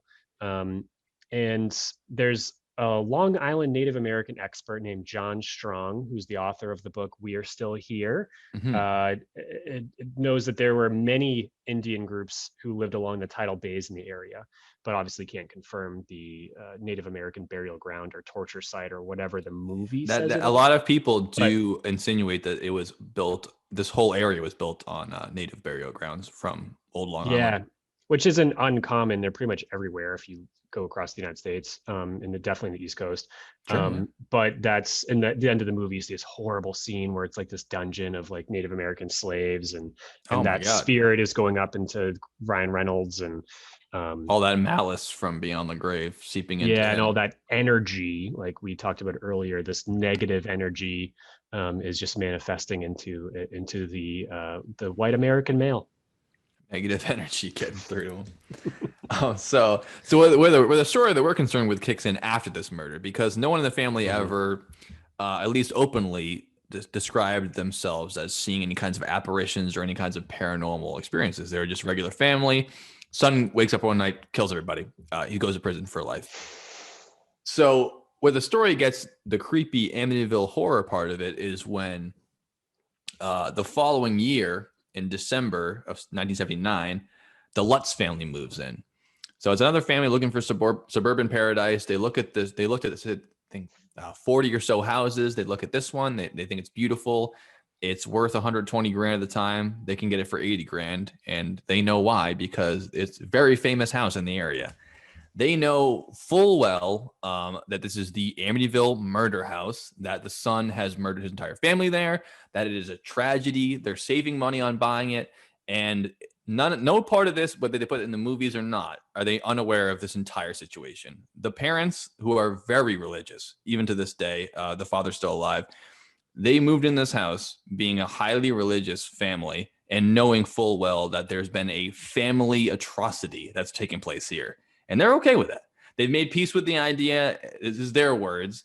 They thought that that's in the past now. We're going to have a new life for our family. We're going to renovate, the inside of the house and make it our own, and this, that, and the other thing, which is highly debatable to me that they didn't go into this fully understanding that they're going into the Amityville horror house, because within a year, it is exactly what you see in the horror movies as they explain it. Perhaps George and Kathy Lutz did a sage and kosher salt cleanse of the house. Maybe rid the spirits. That very well could be, but them being super into the Christianity, I can't imagine they'd use all that hippie Wiccan. That's side. A good. They might maybe some holy water and maybe some crucifixes on the wall. More of that kind of vibe. That everyone knows that doesn't work. Of course not. I mean, all the good of hauntings going clockwise throughout the house. Yeah, the cross spins upside down. The demon claws. It's just tools for the demons. You don't want to give them any. You're giving them weapons. You don't want that. Yeah. So George Lutz is Ryan Reynolds. So that's for those people who are trying to put this into a movie perspective. Right. So as far as they bought the house for dirt cheap. Yes, the movie is about the second family moving, which is this Lutz family, which is the ones that experience the hauntings. So one family experienced true horror, and one experienced spooky ghosts that made them move out and made them a lot of money. But we'll get to that. So they move in, the Lutz family. They made money off that? We'll get in a second. Sorry. They made a little bit of change off of it. They move in and they start to see strange things happening around the house. They're hearing strange noises. Their kids are uncomfortable. They're waking up with scratches on their bodies. One of the windows slammed on his son's hand, and he said that he had to take him to the hospital because of the bruises. There's all kinds of strange shit, and just a general idea of feeling off, kind of like you said from the story. Like there's an energy that's just a bad juju to the house. Like the kids are acting strangely. The parents are fighting constantly, and these kids are ending up hurt in all kinds of ways around the house. And they're hearing noises. They're having nightmares. All the kind of things you'd associate with a haunted house, especially knowing that what's gone on there, and possibly even deeper in the past, like you said, an Indian burial ground that is not even part of the main story, if that is part of it. Of making this awful experience in this house. And at some point they just say enough is enough. And they start to hire paranormal investigators to visit the home, because they're out of options here. They can't understand what's going on here. And A lot of the times in these stories, people are at the end of their rope. They can't go to anyone, any normal authorities in the matter. You can't call the police on a ghost. You can't call a doctor on it. You just have to call in the closest thing you can get to an expert, which is often a self-described paranormal expert, because there is no way to be a paranormal expert because it's not a valid science. So you can be a paranormal expert, you can be a demonologist, you can be a medium, all just the same way you can be a palm reader. You teach yourself this skill set, whether it is true or not, and you declare yourself personally, I am this. It's always odd to me. It's almost like saying I'm a comedian, or I'm, a public, speaker. I'm a motivational speaker. No one gives you the diploma that says you are officially this. You've trained for this thing. Here you go. You decide one day, I am this. And if you do it enough and you tell enough people you are that, you become that. It's not like becoming a priest and going to catechism. You just are a demonologist because you study demons and you're an expert on them. Sorry, go ahead. I was going to say, a lot of those people, they build off of previous knowledge that's it could be a couple hundred years old or even more. But it's so weird, because I've done a lot of palm readings and I've had a lot of readings as well. And I can't say there isn't something behind it. I don't know. Doesn't make sense. But you're just like, really, always, you leave there always a little shocked. Not the first time when I went to Witch's Woods in I was there for that. You were there for that. And I wore a motorcycle jacket, and the lady was like, when you're an adult, you're going to have a large motorcycle collection. I was like, you got to be shitting me. How does she know that? I knew it. I Wow. was like, maybe she meant cars, because I don't really like motorcycles. Not like that. I've heard some pretty weird stuff with them, but they focus on that like sixth sense. You train your brain to like, there's different tools you can use to try to, there's little cues on each person that they can like, it's called cold reading. You can train yourself to do it. I'm not saying that people, I mean, in particular psychics or palm readers, they're not experts. They are experts. They aren't experts on the dead. They're experts on tricking you into thinking they are. They're very good at it. But there's no science behind it. There's no certificate. Not at all. I mean, in particular, the psychics are well trained. I'm not saying that they're not good at their job. They're very skilled at what they do. What they do is try to pick things apart from you and get answers from you in order to feed back what you want to hear, and then draw you back in for a second round of this. And it's easier to do it after multiple visits, because now you can build on the base that you've already built up. And cold reading is just the art of being able to guess things about somebody without knowing anything. Not being able to guess in the dark. It's reading off of their visual cues, their vocal cues, their social cues, and what they're going to do. There's a man I'm thinking of. Is there a man who's died in your life? And even if you don't think you're showing any expressions, you are. There's small expressions on your face, especially if you went to the psychic with the express purpose of talking about someone who's died. You're going there because you want to hear them say this. It's not on you. I don't blame people who go to psychics, especially for past loved ones, because people need to take solace any way they can. And if there's any chance you can talk to the spirit realm and your loved ones through this person, I would never take that away from somebody. I mean, they've experienced deep tragedy and they can deal with it whatever way they can. In a way that makes them feel better about themselves. I totally respect that. I don't respect people who take that tragedy and that sadness and they twist it on itself and lie to people to extract money from them. That's where you lose me. If someone's lost their parents, their children in an accident, and you walk into a psychic and they tell you, hey, little Billy says he's okay and he still loves you, I think you're a human piece of garbage and you should suffer for what you did. You should be completely you should be broke as a joke because you've taken this money from these poor parents who have suffered, in this case, the deepest tragedy that most humans can imagine. Your child has been taken from you and they're no longer with you. You have to bury your kid. And this person with a scarf on their head and a cute little crystal ball they bought from Christmas tree shop is going to tell you what your dead child thinks of you. How fucking dare you? It makes me sick. It really does. And it's all well and good. People want to believe it, but the people who practice it are charlatans and they're thieves, and they don't just steal your money. They steal your spirit and your soul. And to presume to talk to you as if they're your dead grandfather, as if they're your son, and to say, oh, he's telling me, how dare you? I mean, it makes me really sick to my stomach that these people exist. I can't fucking stand them. On future episodes, Dylan and Joe do Bloody Mary, and Joe goes to a psychic wearing no telltale signs and doesn't say a word. And we're gonna see what they tell Joe. I bet they can still get me pretty good. I mean, they still people still show up. Everyone, we'll say. Yeah, we'll see. But we'll get off my soapbox now. We'll start a GoFundMe for the $20 for a nice good old tarot card reading for Joe, and we're gonna see what comes of it. It would be so underwhelming for me to go there. I want you to go. No, you're gonna go there, and you're gonna shave your head bald, shave your beard, and you're gonna wear. We're gonna go to Savers and get you some camo clothes. Just get everything that isn't you, and we're gonna and try to see if you can still guess. Because they will get you, Joe. All right. Well, that's all well. I don't know about the people who go, I sense Thomas, and he says that I've never been to those fucking people. Yeah, but Grandma says she forgives you about how you stole all her money, and she's for killing her. Yeah, exactly. She's not mad. She loves you. No, I've never been to those. They're never mad. I've never been to those people. They're never mad. They never either go, yeah, Tommy's talking to me. He says he still fucking hates you. Weird enough, right? Who's going to come back to that psyche? No one wants to hear that. That doesn't make any money if you tell them their parents hate them now. You have to tell them I love you. It's fine. It's all the same shit. Look at it's incentive and action. We always talk about this. What's the incentive? What's the action for it?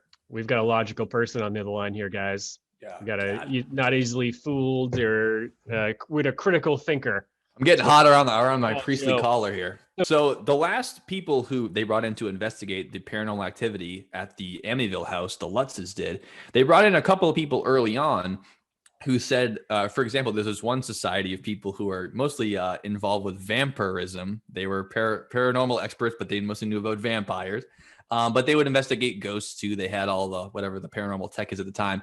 But they said, here's our service. We're completely free. You don't have to pay for us to come in there. But we publish everything we find. So if we go in there, we do our research and we find that there's something paranormal going on, and we publish that and we let people know about it. If we come in here and we find that there's no evidence for it at all, we also publish that. And that is when the Lutzes said, we don't want this going public. You're going to publish our information. This is our family. This is our personal house. We don't need you. We need your help. We don't need you publishing in this left and right, spreading our information for the world. We just need help from people. We don't need you spraying our name all over the press. We don't need that. Forget you. And they said, okay, you don't want our help? Fine. We're going to take the Warrens, the most famous psychological experimenting duo in the world at the time, to help us investigate. And we're subsequently going to write a book. So far, I mean, so much for keeping it private. They got the most famous paranormal experts in the country to come in after that person. So a little bit sketchy to me that you didn't want to be in public, because they said, we'll publish it if there's nothing there. Now, lucky for them, the Warrens make their bread on there always being something there, because they're so good at investigating. They always find their perpetrator, which is always at every single house they go to, strangely enough. Man, they're good at picking houses. They're very good at picking houses. They don't pick the wrong ones. So that brings me into the Warrens, which are the last subject I want to talk about to move into the idea of paranormal investigation. So we have the Warrens. We know them famously from now the Conjuring series. They're pretty famous in America now for being these investigators.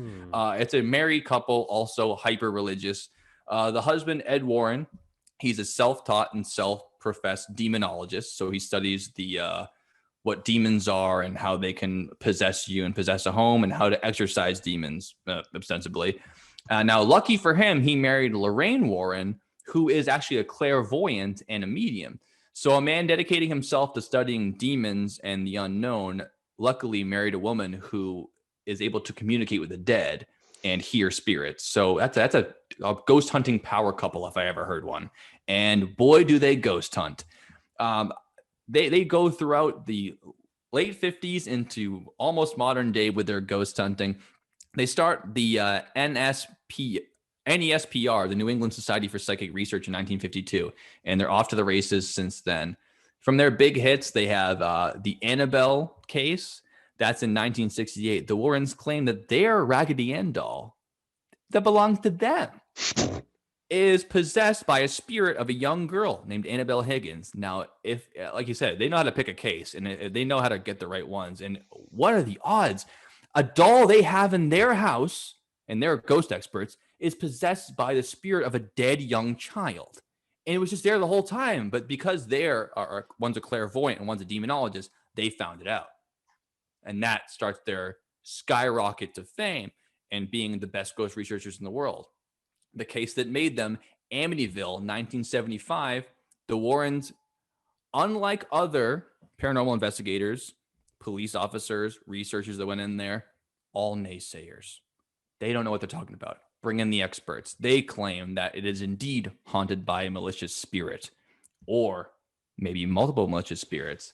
Now, the Lutz family made around $300,000 on the book deal that they wrote with the journalist who told the story of the Amityville Horror. Unfortunately, they were screwed out of that movie money. They didn't get to make the money off the movie, just the book. So the people who made the money on the movie made a lot more than the Lutzes. But don't worry, because the parents of that family dedicated their life to scraping every single penny out of that story they could. And when his wife died, and she wasn't all about the case of the Amityville Horror, don't worry. The husband still does speeches at horror events, conventions. He'll still go in there, and he's more than happy to tell you everything that happened in that house. The 1 year he lived there, and he more than paid for the house within the time that he lived, because he went in there knowing it's a haunted house. He said it's a haunted house. He made a book deal with the haunted house, and it's haunted, baby. And my kids that got injured, there's no hospital reports of them ever going to the hospital.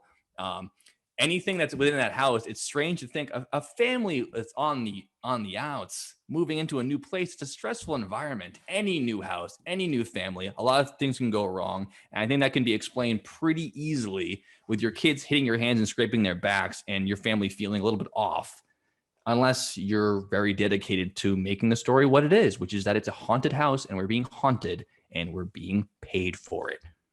Well, Joe, how does that explain one of the team members on the team Warren, named Gene Campbell, who captured one of the most,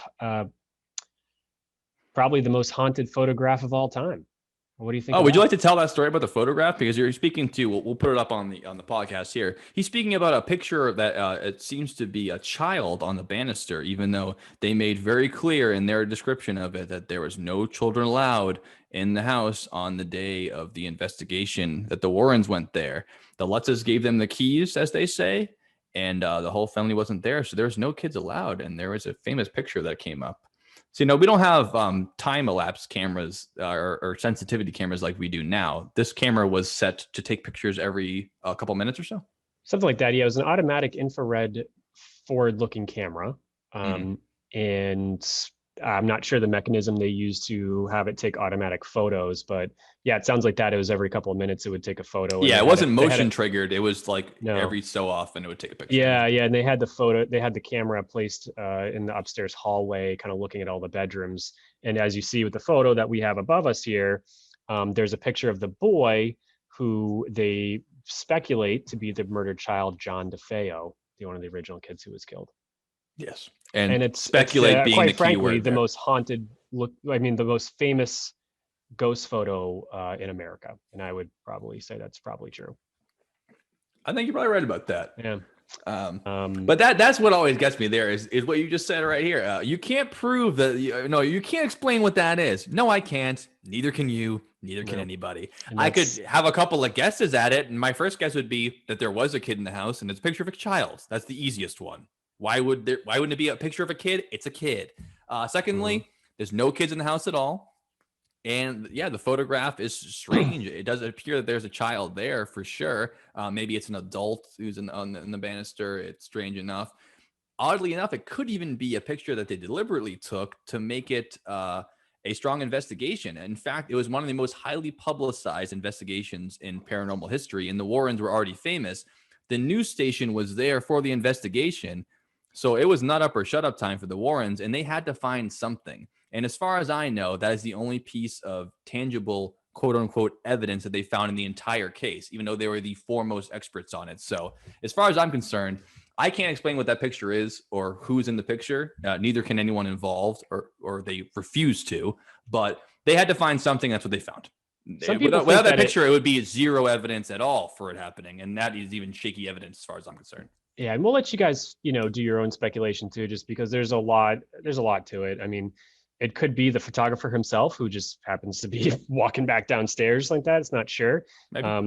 and a lot of it is like one of the things I don't understand about ghost photos, especially this one, is if you take a picture of your cat anytime with a flash on, the eyes light up like a Christmas Right. tree. Yeah, they glow. They glow. This is an infrared camera, which I've never used, but you see on like the U.S. Navy forward FLIR, forward-looking infrared uh, radar photos. Heat is whiter and darker is black, and ghosts. I mean, based off of this picture, it looks like a human being just based off of what you're seeing here, and It does. Yeah, it looks very much like those a person. cat with a flash on type of thing. So it might just be a real person, Um, it'd be weird if it was a ghost or an apparition. It would look a little more see-through or transparent or something. Think, yeah. This is like a solid, you can throw a rock at it type of thing. Yeah, it looks like there's a person. It's a picture of a person. The only evidence that's against that it was a person at all is the claims that there was no kids there and that it had to have been a child. I mean, that's the only thing against it in my mind, because it looks very similar to any other picture they had of the people who were in the house. I mean, there's hundreds of pictures of people in the house that day with the same camera, but that's the one that sticks out because it looks like something's weird. Yeah, but it doesn't even actually, quite frankly, look like John DeFeo, the boy, which is so sad. He's so cute.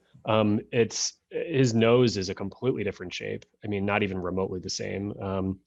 Mouth and that type of stuff, and his elongated head. It's like it might just be the photographer who set up the camera, and now he's walking back downstairs, and he's like, "Look what I found." It's like, that's you, man. Could be. It could very well be. And I like I said, this is me being a skeptic on all this, and I'm more than happy to do it because a lot of this drives me nuts.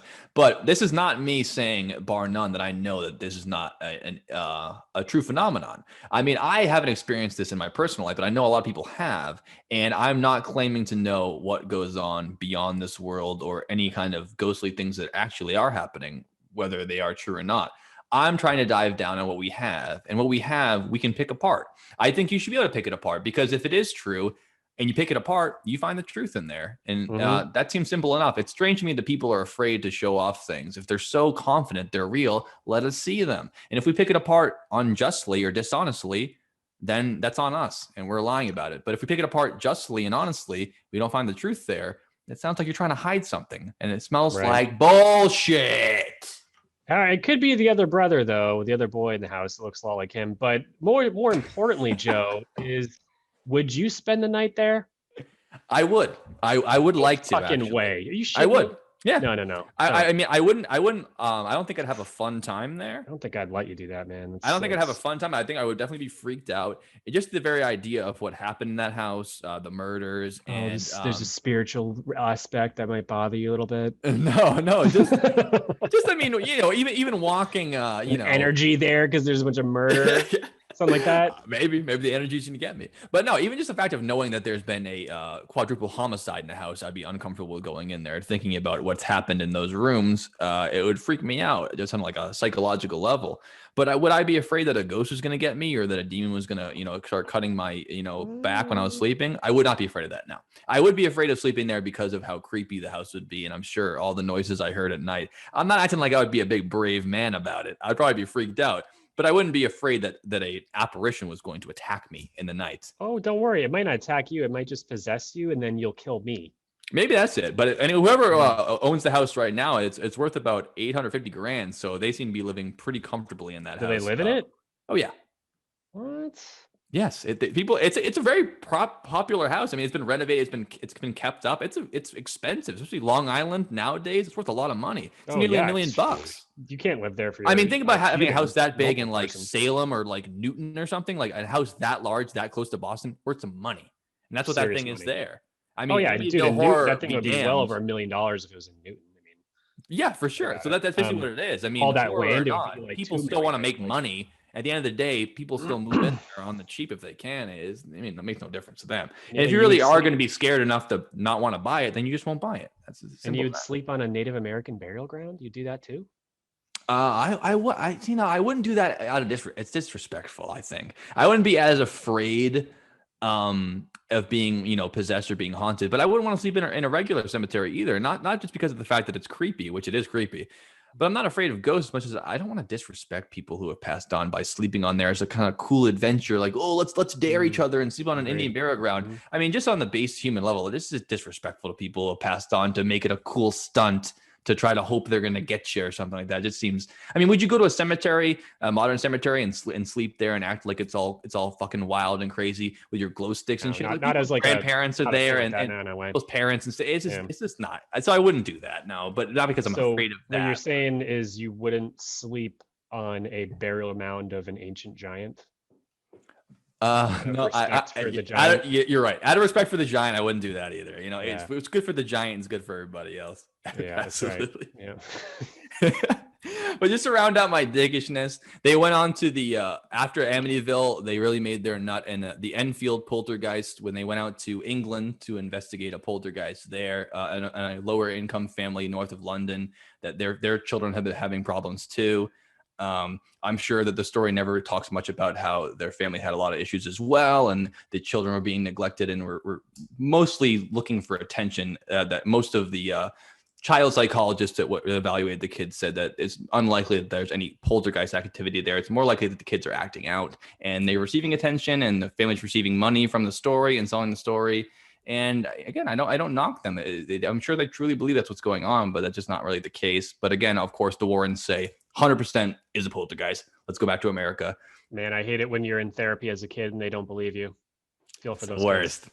Kids. Yeah, they're the worst. I mean, parents just don't understand. It really is true. Nope. The last one is the Snedeker House. That's in 1986, and that's a former funeral home in Southington, Connecticut. The Warrens claim it's infested with demons, and that was sold to become the book In a Dark Place, A Story of a True Haunting. So those three investigations that are some of their biggest ones went on to become the movies The Amityville Horror, The Conjuring 2, and The Haunting in Connecticut.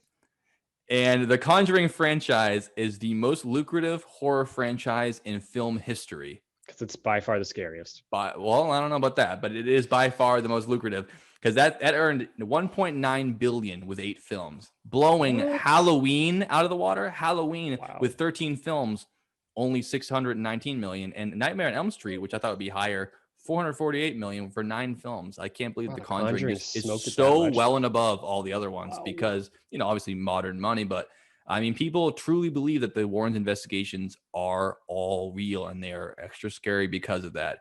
And as far as the evidence, it's just things that that you already have to buy into. Like Dylan's talking about the photograph. There's EKG readings or whatever, and even though I do believe to some degree the Warrens did believe what they're doing was true, I think that they did believe in demons and they did believe in ghosts, being hyper-religious people who dedicated their lives to that. I don't believe that every time they walked into a house that they found things like that. And I do believe that they made a career off of it. They have a museum now. Lorraine's still alive. And they made their entire careers from when they were in their late 30s until Ed's death, and still Lorraine is making money every day on the fact that they were paranormal investigators that saved your life. Watch The Incentive. Where do you go with it? Man, humans must think they're pretty important if they think that they can haunt the spiritual realm after their death when the universe is so vast and so big and we might not mean anything. I know. How dare they stick around? Yeah.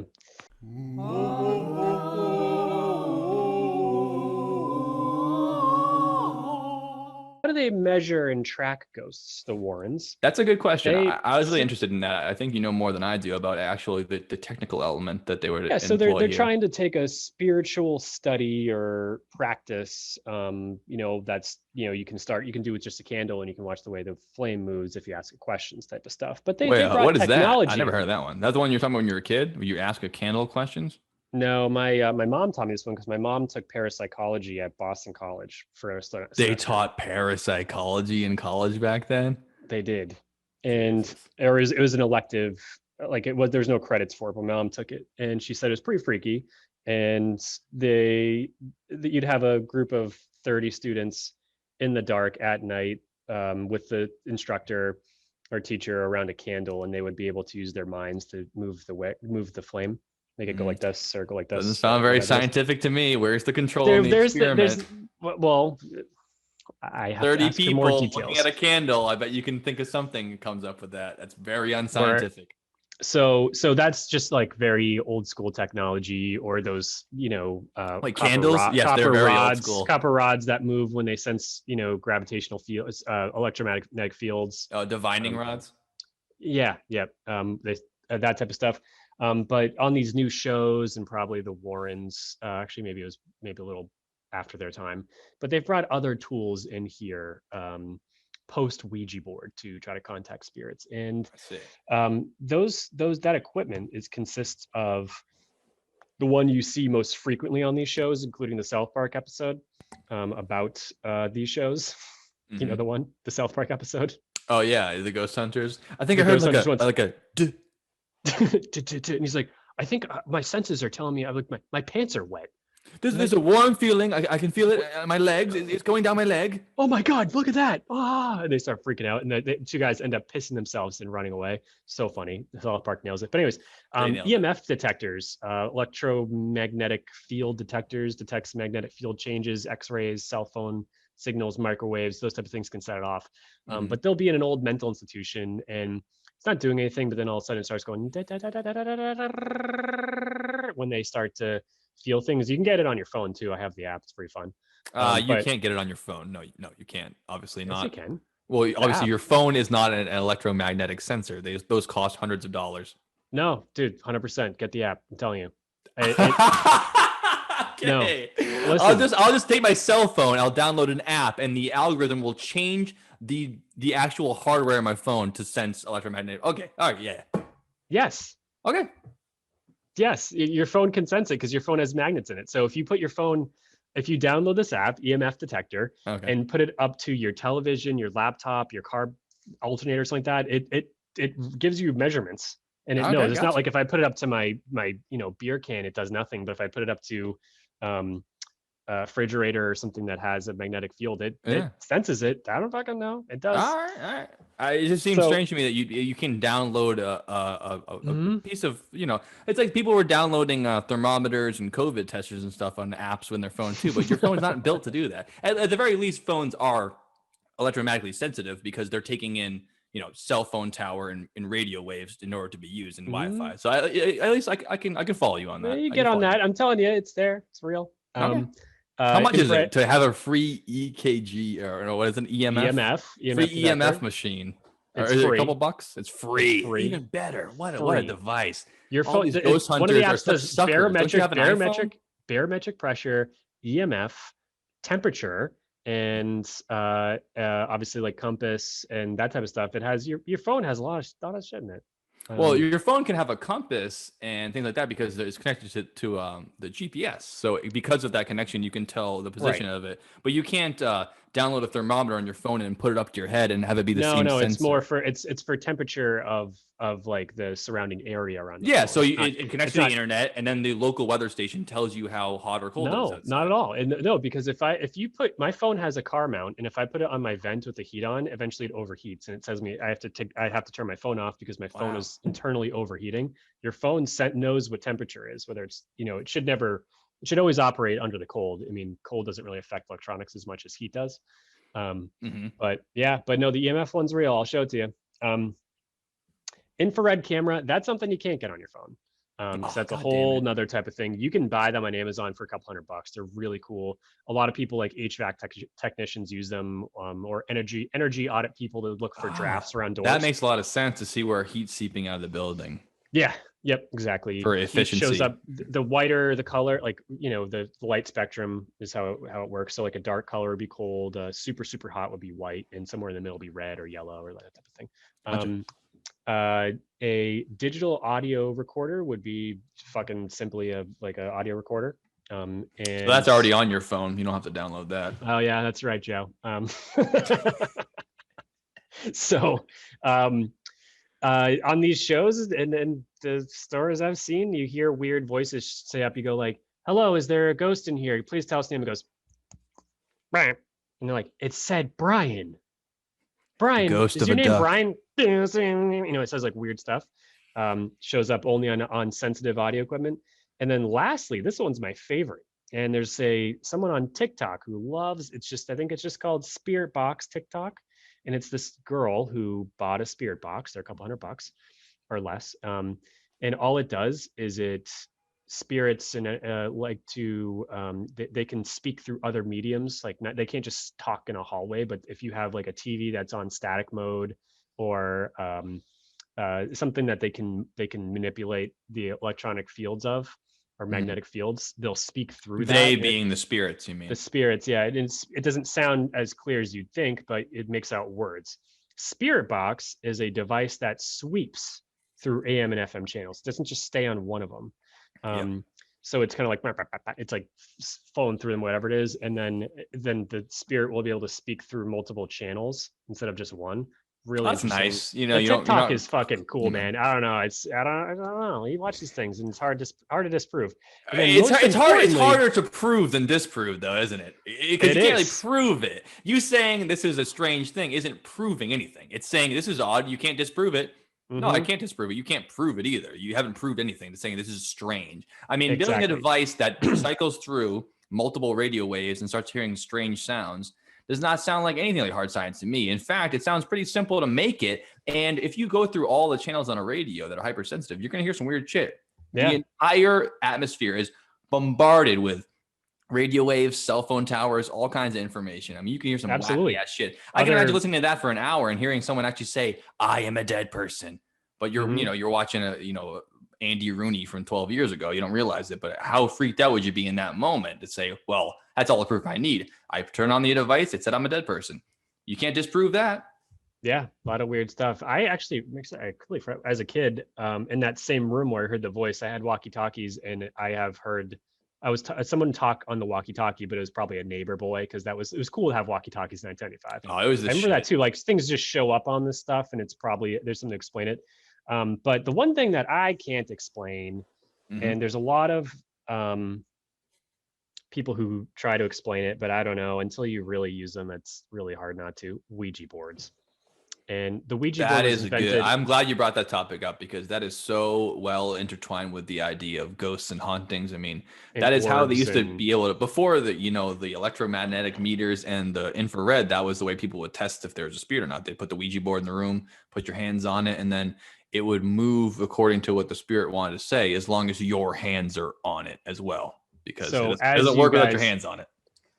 Some of them, you watch crazy videos of them flying I off have the table. seen some cool videos of people doing fly right off the table. How weird is that? So as you guys know, Ouija board has the alphabet on it, says yes or no, and then you have a triangular shaped like thing you put your fingers on that has felt on the bottom, so it slides on the wood board or whatever. And it's got like almost a magnifying glass, so you can see the letters when you're going over them, right? Depending on the style, there's a million different styles made. Some of them are just the arrow or whatever. Sure. Yeah. Just point to it or whatever it is. The Ouija that patent is now owned by Hasbro. So if you own a Ouija board and it's not by Hasbro, then you're either ripping them off or you have to call it like something else. You can't call it a Ouija board. They own the rights to that idea now.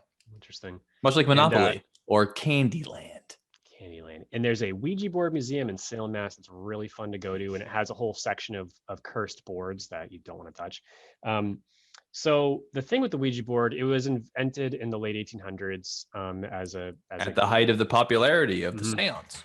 So I've spent hours using Ouija boards. It's been at least 10 years since I've touched one, because I don't want to go into that again. The first time I ever used one was with you and Brian in his basement, and I was genuinely freaked out beforehand. Yeah, he had the glow in the dark one, I think, too. Yeah, those are good. That's just classic glow in the dark. Makes it classic one. Spookier. So the thing with the Ouija board is my insight into them is they do not work unless it's nighttime and you have zero electronics on in the whole house. There could be a TV on upstairs, it won't work. You could have your cell phone on, and it's not going to work. If there's any electrical interference, they just don't work. And I'm only speaking to the people who have used them, because if somebody's moving it on the table, you're like, hey, just stop fucking with us. Like, stop doing that, You kind of warm it up. If someone's purposefully moving on the table, you mean? Yes, because people are moving on the table. No, I know, but it feels like you're just like your vibration is making it like just move. Yeah, it doesn't feel like you're moving it. It doesn't feel like you're pushing it or they're pushing it. But we've all played that game where you pick people up with your fingers and stuff like that. It feels like nothing, but like I think that's a different phenomenon. But I know what you mean. But like, but it could be related. But overall, it doesn't work unless the every condition is perfect. And I gotcha. when I've used Ouija board, I'm always super respectful. You say, we're calling us on a nice spirit where, we thank you for your time, blah, blah, blah. You have to play by those rules. And if you don't, we're not trying to tease you. We're just trying to talk to you. Yeah. And we're not a bunch of kids who are trying to like fuck with you spirits or whatever it is. You have to go into it. We want to be your friend or whatever. That you have good intentions and you hope that they do too. And every now and then you get a spirit that doesn't have good intentions and it moves faster. It does weird things and you all feel very uneasy and you tell it, thank you for your time. We're going to go over to no, and we're going to end the session because we don't want to speak with you or whatever it is. And if you don't, I don't want to open that. I don't want to open that door. The thing is, like, no one knows. Could be fake, could be real, but I don't want to fuck with that anymore. That's too fucked up. Like, unless you use one, it just, there's no, people go into it. I brought many skeptical people into it and they're all skeptical. And then you go, see, it's either working or it doesn't work, and I have nothing to do with this, and I'll step away. It's not me pushing it, because you can't just push it. It's something. No, yeah, that's the key distinction in it, for sure, is the fact that you're not pushing it deliberately. You can see people are doing it in the first place, but even if I always tell if someone with you, always like, hey, stop, Right, but even if I was to use one with you and it was to go a certain way, I would definitely be much more convinced in your direction that maybe a spirit was actually, interacting with us. But that still is no, concrete example of it. Just even if I, who's highly skeptical of this, went in there and I walked out and I said, you know what, you're totally right. I walked in there and we didn't even put our hands on. We put our hands straight up in the air and the disc went flying around and did all kinds of stuff. I would believe it and I would be so mind blown. Still not proof. It just isn't. Like, even if I believe it, just because you can change someone's mind doesn't make it any more or less true. And that's why all these devices, whether they're the electromagnetic interference, the thermal cameras, or whether there's a photograph that has been tampered with or not tampered with and there's an orb in there, it is no proof whatsoever that this kind of things exist, because anytime they're put under any scientific scrutiny, they fall apart like a house of cards made of dust. It's just so strange to me that there's been $1 million bounty on someone who can prove they're psychic for the past 50 years and no one has claimed the prize. Even people who make hundreds of thousands of dollars a year being psychics, they can't prove it. And they often say, well, that's part of it. You can't, make the spirits do it. If they know they're being watched, they get shy. You can't make them do it. I mean, I can't make you believe what I saw, but I saw what I saw and I know what I saw. It's spirits.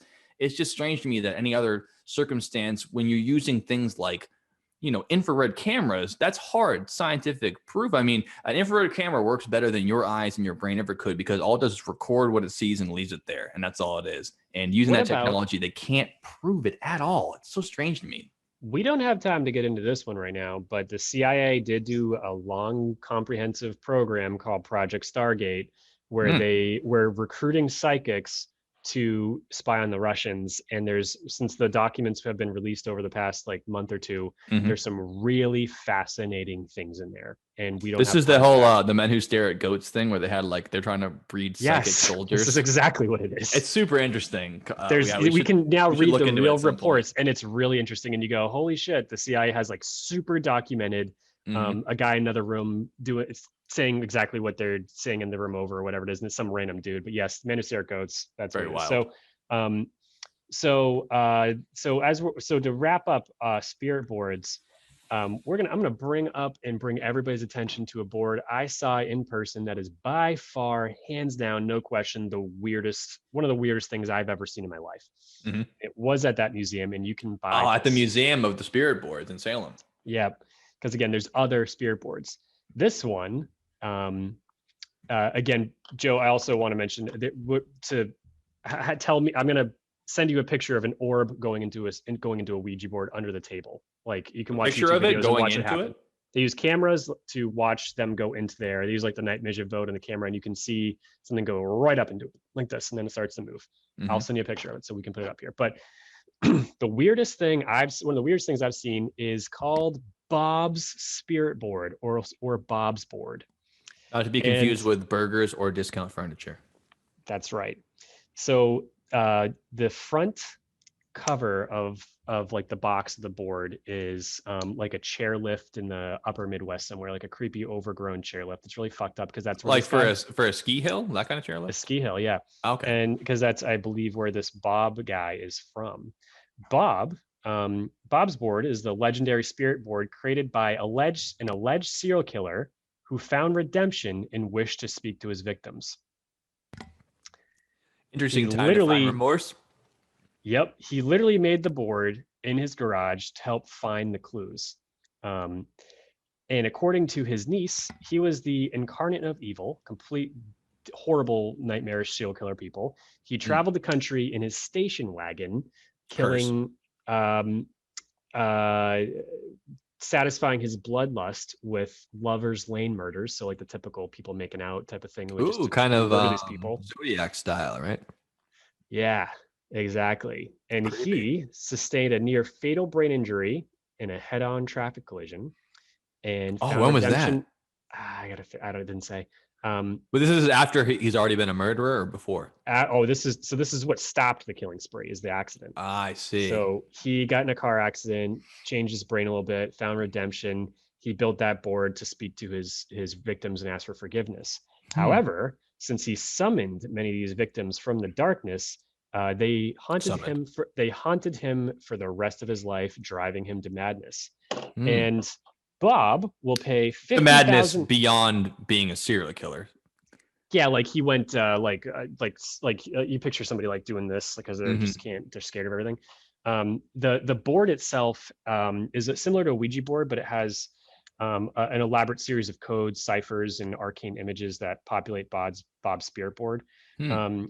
And Bob's family or Bob himself will give you $50,000 to anyone who solves this code. Still, no one has.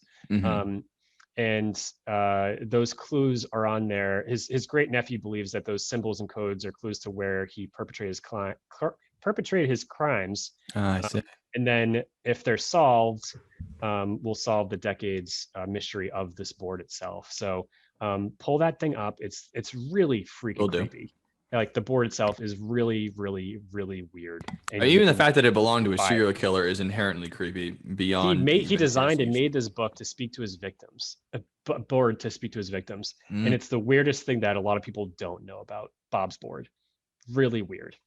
So that's all I've got for spirit boards. Besides, this one isn't just like it's like this really freaking weird, like gross. Very creepy. Board. Yeah, very creepy. All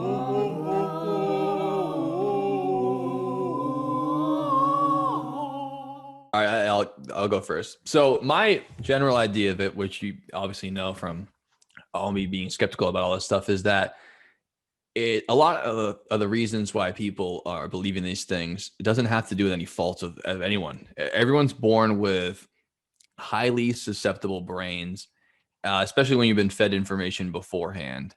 And a lot of times these unexplained things, manifest themselves, no pun intended, in these awful experiences and awful things that happen like that.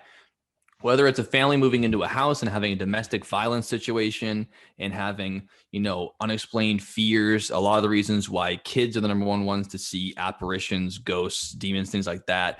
It's you don't understand the world fully and you're seeing these things that scare the hell out of you. And these stressors in your life can change how your brain works. Fully grown adults who have sleep paralysis can wake up and be fully conscious and see demons sitting on their chests and trying to kill them. And they're not mentally unstable. They'll wake up and they'll know, I know that wasn't real, but it looked like a demon was on my chest. For all intents and purposes, there was a demon on my chest trying to eat me. And I'm perfectly sane. The sleep paralysis demon memes, and they're fucking hilarious. Yeah, it's shit, but like it's that. Real. Yeah. People, and that's just people who have sleep paralysis seeing the hallucination and being totally clear on it that it looks like that. And those are people who are perfectly mentally stable, who have the condition of sleep paralysis. So that's just mentally to say, stable people who have had sleep paralysis bouts. You're looking at one of them, very mentally stable, and has had a big phase in my life. I had sleep paralysis, and it was very scary. Well, can you talk to us about that for a moment? Yeah, I never saw a demon sleep. I never really had that. It was kind of like all it was for me is like a non-imaginate version of this, is that I'm fully awake, but I can't. So real quick, get sleep paralysis is a condition where the process in your body that makes your body not move when you're dreaming, it keeps you safe so that you're not running in your bed when you're sleeping. But some people, they awaken during this process, but their body still doesn't move. So your brain tries to make sense of that, and sometimes you see things that aren't there. It feels like you're not breathing. You're not going to breathe, and if you don't break out of this trap, it's almost like you're like locked shut. Your eyes are locked shut. Your respiratory system is completely not functioning. You're full of like fear, and you're like, I have to open my eyes, and you're trying really, really hard to open them. And I've even yelled at I'm like able to talk to, and I'm able to tell her like, hey, hit me really hard or something to get out of this. It's terrifying. But I don't see anything. I kind of just see like what I see right now. Like my eyes see the light and they're kind of red. But you can feel that you can't move your body. Cannot move at all. Nothing at all. It feels like I have stopped breathing and I can't breathe either. You literally, that chemical goes through your body and does this. And it's like, I've had bouts of it throughout my entire life, and I know what it is. I'm always able to break out of it. It feels like it's only for maybe 10 seconds at max, but it's very scary. But if I had a vision with that too, it'd be terrifying. Yeah. I can see how scary that would be. Absolutely. But I've definitely, as a mentally stable person, had that happen. For sure.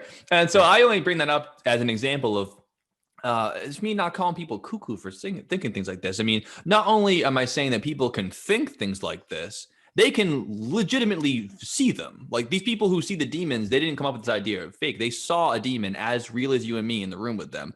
And that only goes to show you the power of the human brain, the suggestion. So that combined with the fact that, hauntings are most often based around the last 200 years, usually traumatic events like murders that people already know about going into it. They're already filled into their brain, these scary ideas. And it is scary, much like the way that I wouldn't be comfortable in the Amityville house, even though I wouldn't be afraid of a ghost. I know what went into it. So my mind is in a constant version of stress. I'd imagine if I stayed there, I probably would hear creepy sounds and things I couldn't explain. And if I wasn't very careful to try to bring myself back to earth, I would easily think that those were ghosts. So this isn't me going into this thing thinking that everyone who believes in ghosts is ridiculous. I don't think that's true at all. I think that's why that you said 48% of Americans believe in ghosts. I think that maybe even more than that believe in the idea of afterlife, approaching you in your home or something like that, just not the haunting kind. So I don't think it's ridiculous, but I do think that all of these things are completely unfounded in the real world. And I don't think that that should be taken in an insulting way. I hope it isn't. But as far as I'm concerned, just when you get down to the nitty gritty about how things really work, ghosts aren't a big part of the big picture. And you couldn't, as much as, like you said, Dylan, I can't disprove it. When you come up with an extreme claim, it requires extreme evidence. And when you have extreme claims like there's a ghost in this house that's taking control of my family and it's hurting my children, you're going to need extreme evidence for that. It's not my job or a scientist's job to go in there and prove to you why there's not a ghost.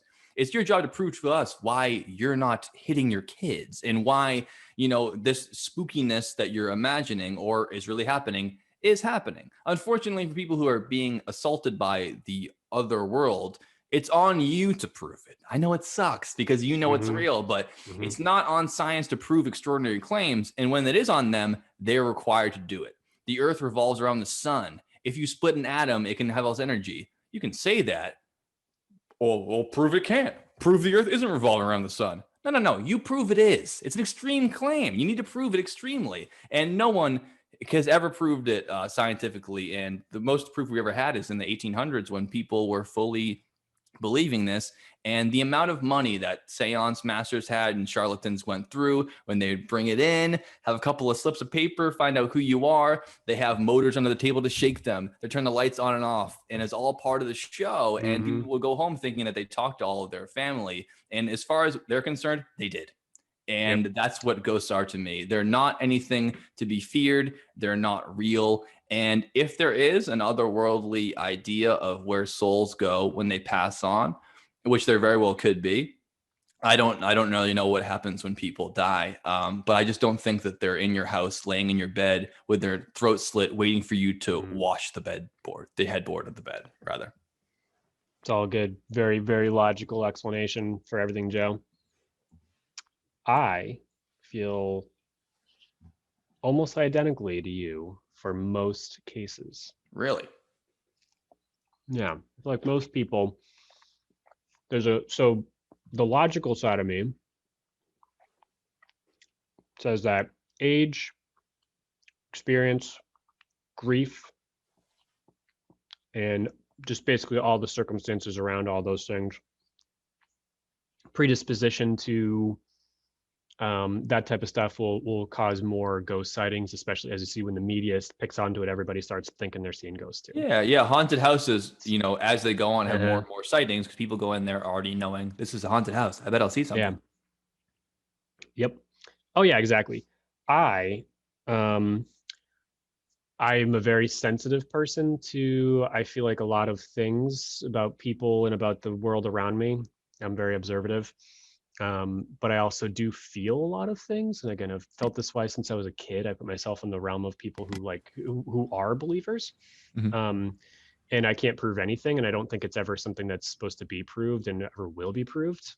I just don't think it's possible to have physical evidence, because the whole idea of spiritualism is not something you should be able to take a picture of. So, Right. Yeah. um, Yeah, like it's um, outside of the physical world that we observe. So even if you had the technology, you wouldn't be able to observe it because it's not physically here in yeah, the way that we'd see it, right? yeah. And the way I've evolved throughout my life through like religion and spirituality and these type of things is like, I firmly believe something's there. Mhm. Afterlife exists in some way, shape, or form, and then energy is universal and something that can't be destroyed. Whatever the soul and consciousness is not something that can be fully understood, or um, whatever it is. But Mhm. something's got to go of that. And I feel like if there's bad energy in a house, that energy stays there unless it's cleansed. Like, and you can feel it. You walk into a house, you feel heavy. You're like, why does it feel so heavy in here? Whenever it's in real estate, I spent a lot of time in a lot of different places, and a lot of them were identical in almost every way. And some of them just had a different feel than the rest of them. Yeah. Just felt like you just like you feel like you're sick all the time there. You don't feel good, or feel it feels Really? heavy, that type of stuff. Mhm. Basement, same thing. One time I remember being in the scariest looking basement of all time, and I was perfectly comfortable. Like, literally didn't bother me at all. And I was like, this is a type of basement that should scare somebody, but I'm like, no, I feel Yeah. good down here. I don't mind this at all. Then I'll be in another basement that's like could be finished, and I don't get a good vibe from it. Again, this is all stuff not provable, just my own opinion. And then I live in a house that was built in 1850 or before. Mhm. For we've learned that it's actually been moved, so it looks like it's built before 1850. I know for a fact a lot of people have died in it. Like, that's where they spent their last breath. Yeah, it has to be, I know that for a a bunch of fact. people from that Oh much yeah, time. Yeah. I'm 100% sure because I've read the It's obituaries not a all the way. college dorm. Even if it was, there'd be a lot of deaths in there, but it's a home. I've read the obituaries all the way back to 1901 in my house, and every single one of them, the person died in the house, Oh, or wow. one of the main people did. The obituaries, the people I could find died in the Yeah. house. Yeah. So, and I know that, and I get zero, nothing. I mean, I You know spend, how many again, bad not for vibes or today, but I nothing? spend a lot of time in that basement. I spent a lot of, probably in the bedroom that the person was in, or Of whatever it was. course, put that in the I get basement. That's where we nothing. film this podcast. Yeah, that's where it all started. And I think that if one of those people or spirits was not a good thing, or there was some sort of it was like these weren't people who were accepting of what happened to them, or their fate, or their treatment, or whatever it is, The I might forgiving feel business of the malice and differently. hatred or whatever. Yeah, I might feel differently about it. So that's my 2 cents on that. And I grew up in a house where people died in. I mean, I kind of am very familiar with this type of stuff, and I've spent a Mhm. lot of time in cemeteries, and they don't freak me out in the least bit. So uh, interesting things is, for the majority of people who have experiences like, I can't speak for the one when I was a kid, because that one was just seems too weird to me, and I remember it perfectly. Although I was a kid, I know that. But like the other ones, there's a lot of things that can make you feel weird, especially maybe in a basement, um, or that type of stuff. The moon does have a lot of effect on people. Full moons, mental institutions are cranking, and it is a fact. I mean, Yeah, I I've been also to think mental institute. that body response that you have, that fight or flight, that doom fear response, perfectly natural. When you see a creepy Hmm. guy sitting on the sidewalk, not talking, smoking a Hmm. cigar by himself, you can Hmm. have that chill down your spine. That's perfectly, Absolutely, I I mean, can make perfectly myself do. founded. I can make myself do it right now. Like, I can literally cue Yeah. myself So that I way. don't think that's So unnatural at all. I think that's a yeah, response the that your smell body is the thing. uses to try to keep you alive and get you away from danger. Yeah, I mean, that guy absolutely. could be an apparition, but he could also just be a fucking weirdo. You don't need to Could be be just involved in a that. lot of Your weirdos. body The only wants thing, you the to survive. smell was the weird thing for that. Was my observation. But That is like, weird. here's some causes of a lot of sightings. Is again, orbs, mostly in photographs. Dust. Take a picture right now with your phone at night with your flash on. Something shows up. Especially Sure. if Yeah. you go in your bedroom, turn your lights off, use your phone, flashlight. you see orbs. And that's even with HD Um, modern cameras, never mind the Polaroids from they're 1955. just skin cells, literally. Smells, again, if you're in grief and you lost a relative and you smell their cologne or perfume or the way they are or whatever it is, it's probably because they just died and that's where they lived for 30 years. Yeah, and the scent part of your brain is driven. It's the deepest memory part, so it's driven really emotionally, and those deep emotions and memories can really draw it out of you. It can feel like they're there. I can smell my first grade classroom right now. Yeah, exactly. Me too. And I can't remember anyone's name in my first grade class, but I can still smell the cafeteria. It's weird. Yeah, and if you smell it this week, it'll feel like you're there again. It's so strange how those work. The olfactory. Yep. Exactly. So weird. And smell is so important. I think the most interesting thing that makes so much sense, and I love this one, and no one talked about it yet, and it's a great way to end the podcast. Sure. Is it's more of a modern notion to what this is, and they did actual experiments on it at a concert and got positive results from it.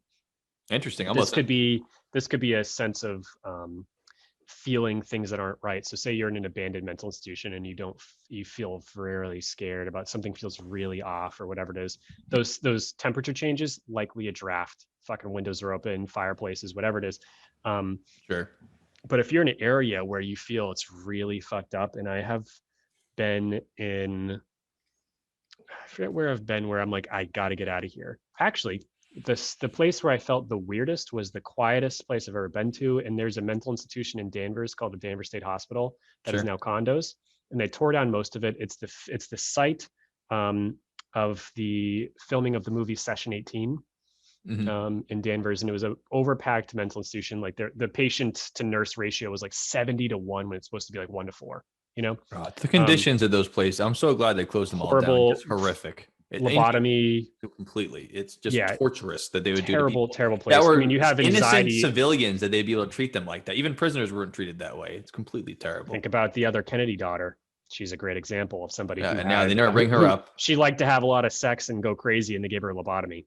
Absolutely crazy. Yeah, not her. The idea of doing that.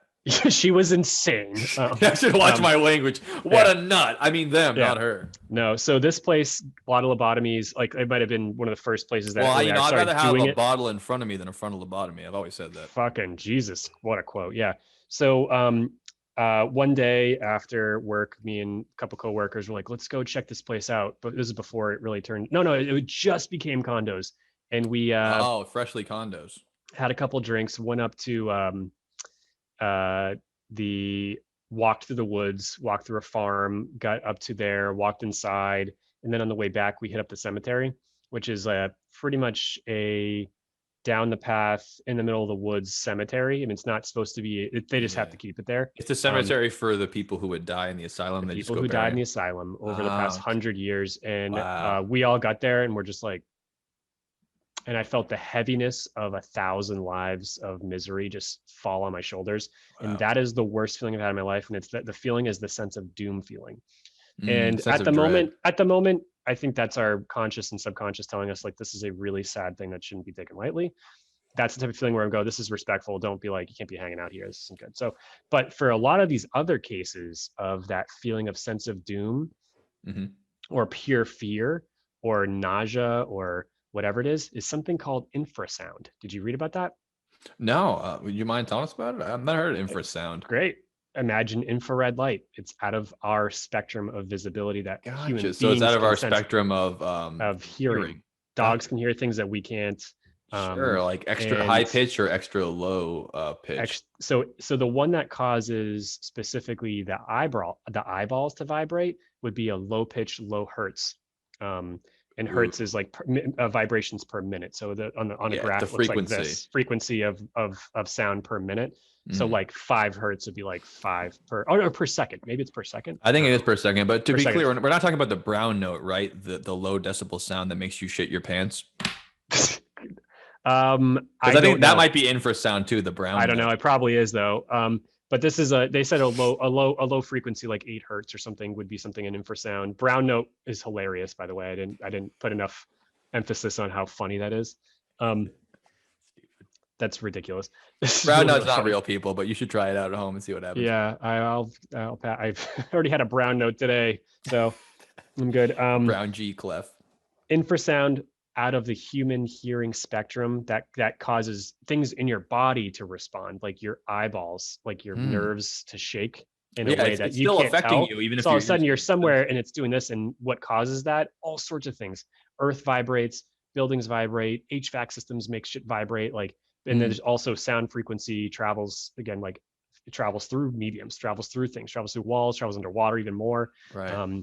That can cause you to have all your senses pinging literally, because your body's trying to figure out what's going on. Yeah, that makes total sense. So that's an interesting one that comes up, where they did a test. I forget what year it was, but at a concert, they had a rock concert and they played infrasound with it, and people were getting really uncomfortable. So they're saying there's like they didn't know why real stuff in the spectrum of sound, and then something else intentionally under there, and people were starting. You could tell people were getting really like they gotta go. Like it makes people want to leave. It's really something. So that's another thing. That's very interesting. I didn't know about that. Yeah, a lot of stuff. Grief, like I said, emotions, fright, grief, stress, all cause stress, mental health problems. Yeah, cause hallucinations. But I do believe, just like UFOs, a very small percentage of these are something to be looked into further. That's my conclusion. That's very well spoken. I think that's probably true. And even as much as how I believe it, I think it's pretty similarly. Even if there is a certain percentage of these that are actual cases, that's enough for it to be real. Even if there's 1 or 2 UFO cases that are real, it still means it exists. So just because most of it is people making money and people being mistaken, which I think is the case, it doesn't mean that it isn't real. And I think especially when you come down to the fact, like you said, that if you can't measure it in the physical space, we don't yet have technology that can measure if there is such a thing as spiritual energy or souls or things like that.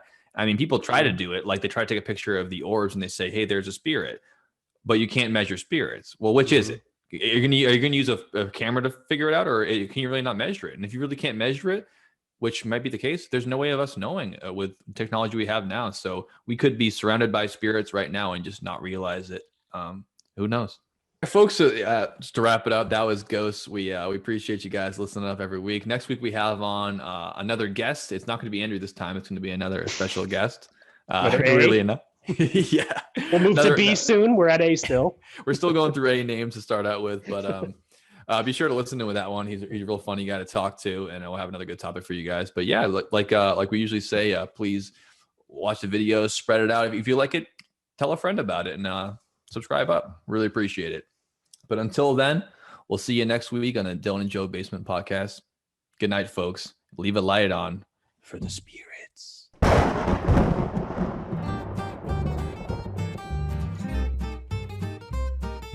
Look pretty committed to this podcast. Dude, I didn't even notice you're a priest. I didn't even fucking notice. Yes.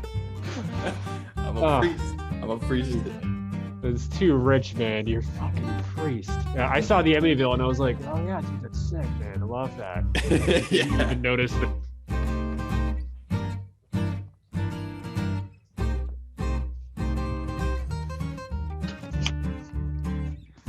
How many people do you think have fucked on this thing?